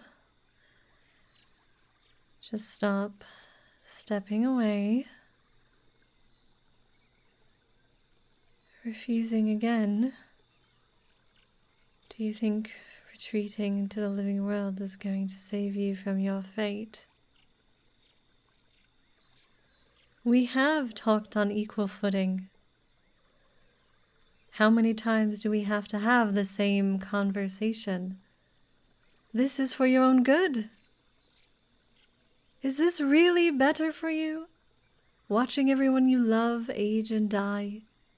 Watching the countries you save get conquered by cruel empires or turn tyrannical themselves? That's more important to you than a loving wife? Then what is? What possible reason could you have to defy a goddess? Bad for me? You think you're bad for me? I love you. Someone like you could complete me. And you think your very presence is just going to make me a worse goddess? I'm not going to be happy until you're at my side, willingly or not. So stop pulling excuses from nowhere before I summon the chains again. And I won't be taking them off this time.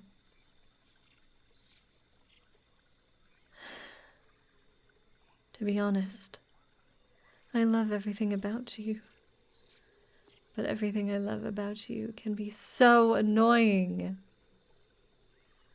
Choosing the temporary humans over the eternal goddess? Using the chaotic and unordered earth over the dimension shaped by me? And for what? Do you dislike the dimension's color palette? Are you tired of the attention souls give you? Or is it just me? Am I just not beautiful enough? What is it?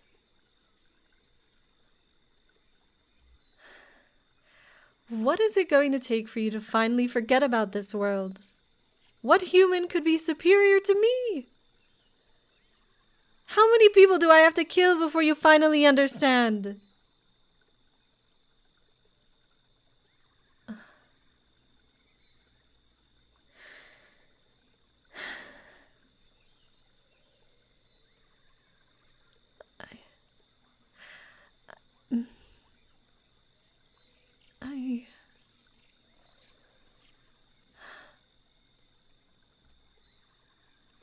I'm acting just like him.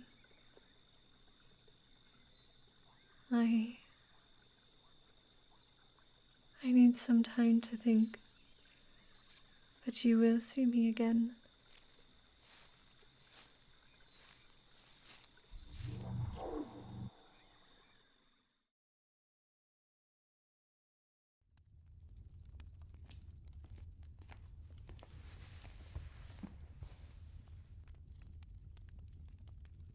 Be careful with the fireplace. You could really hurt yourself doing that. That's right. It's me. Don't worry. I come in peace. No chains. No reinforcements. Nothing. I only want to talk. Help me to something. I thought you'd be more paranoid. After all that I did last time I was here, Actually, never mind. Whatever drink you feel like having, I'll take a cup as well. I see all your bags are packed.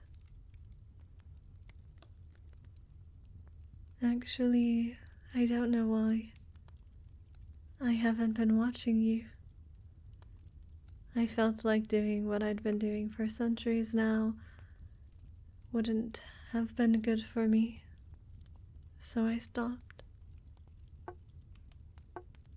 I assume this means you're finally going to leave this cottage. Does that mean you've overcome it? The sadness you've been feeling, I mean. Well, at least you managed to settle everything you needed to do in this country. I don't know if the pain will ever fully go away, but if you're ready to really go out there and explore the world again, I think that is a good sign.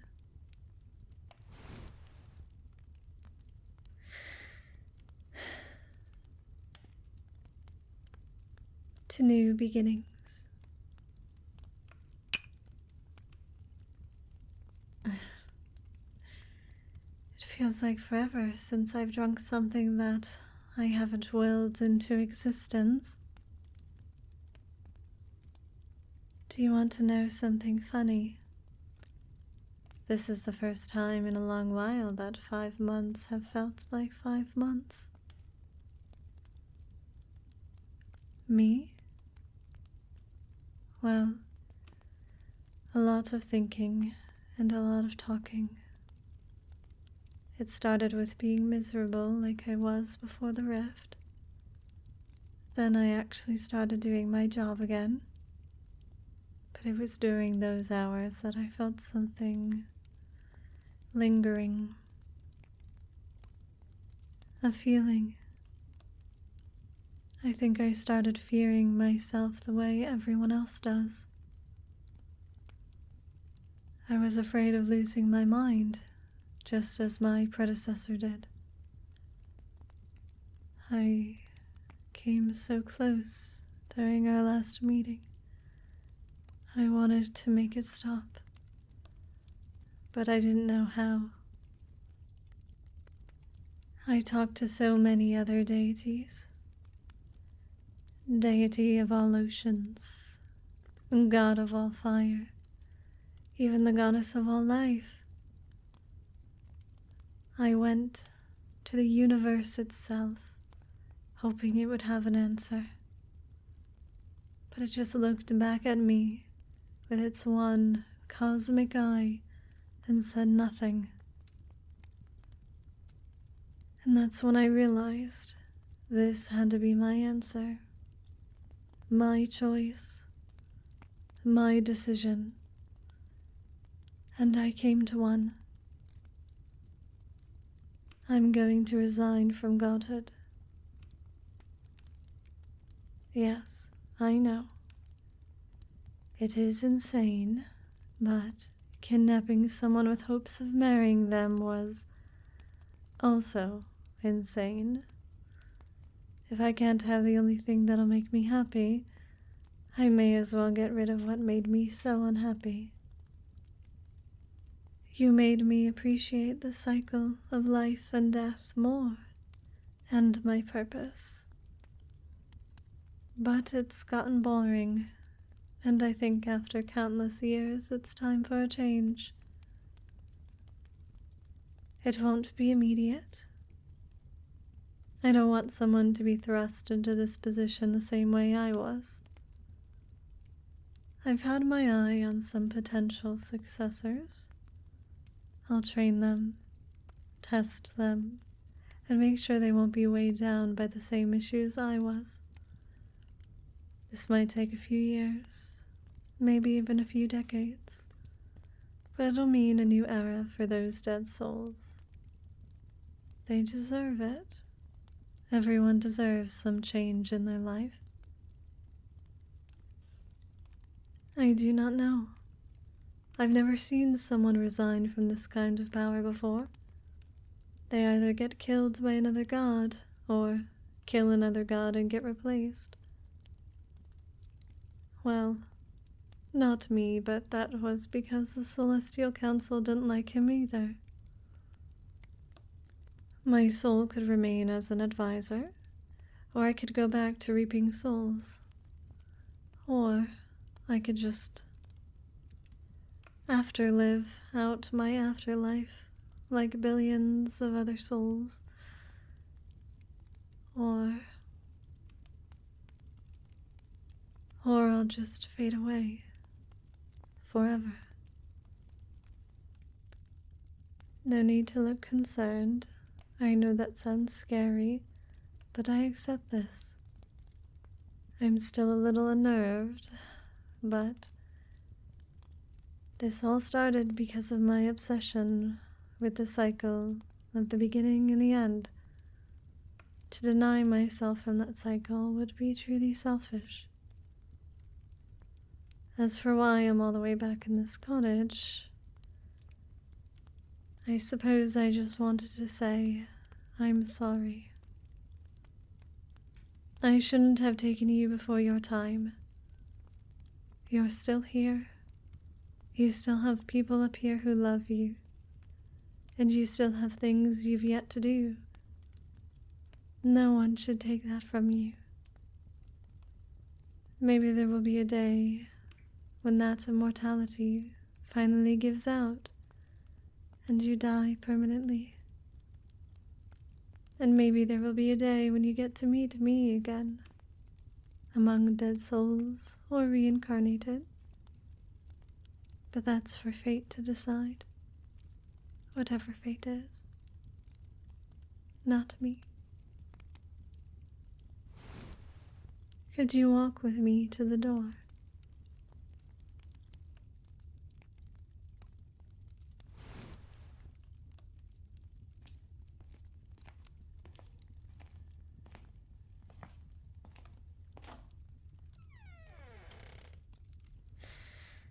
I should hate you. You were made to manipulate me. You were the center of my misery for longer than most empires have been around. And when I finally had you, you used that same misery to escape my grasp. But I don't. The time we spent together was short. But I loved every second of it. And something being temporary just means it's all the more special. Can I feel human skin just one more time?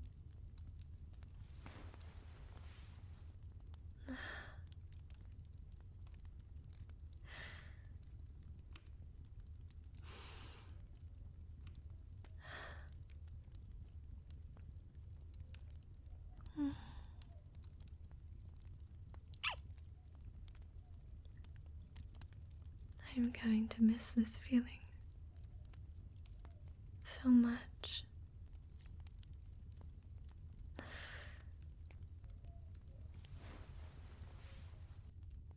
Thank you. I hope we see each other again. But if we don't, at least we saw each other once more. Farewell, immortal, the true hero. Farewell.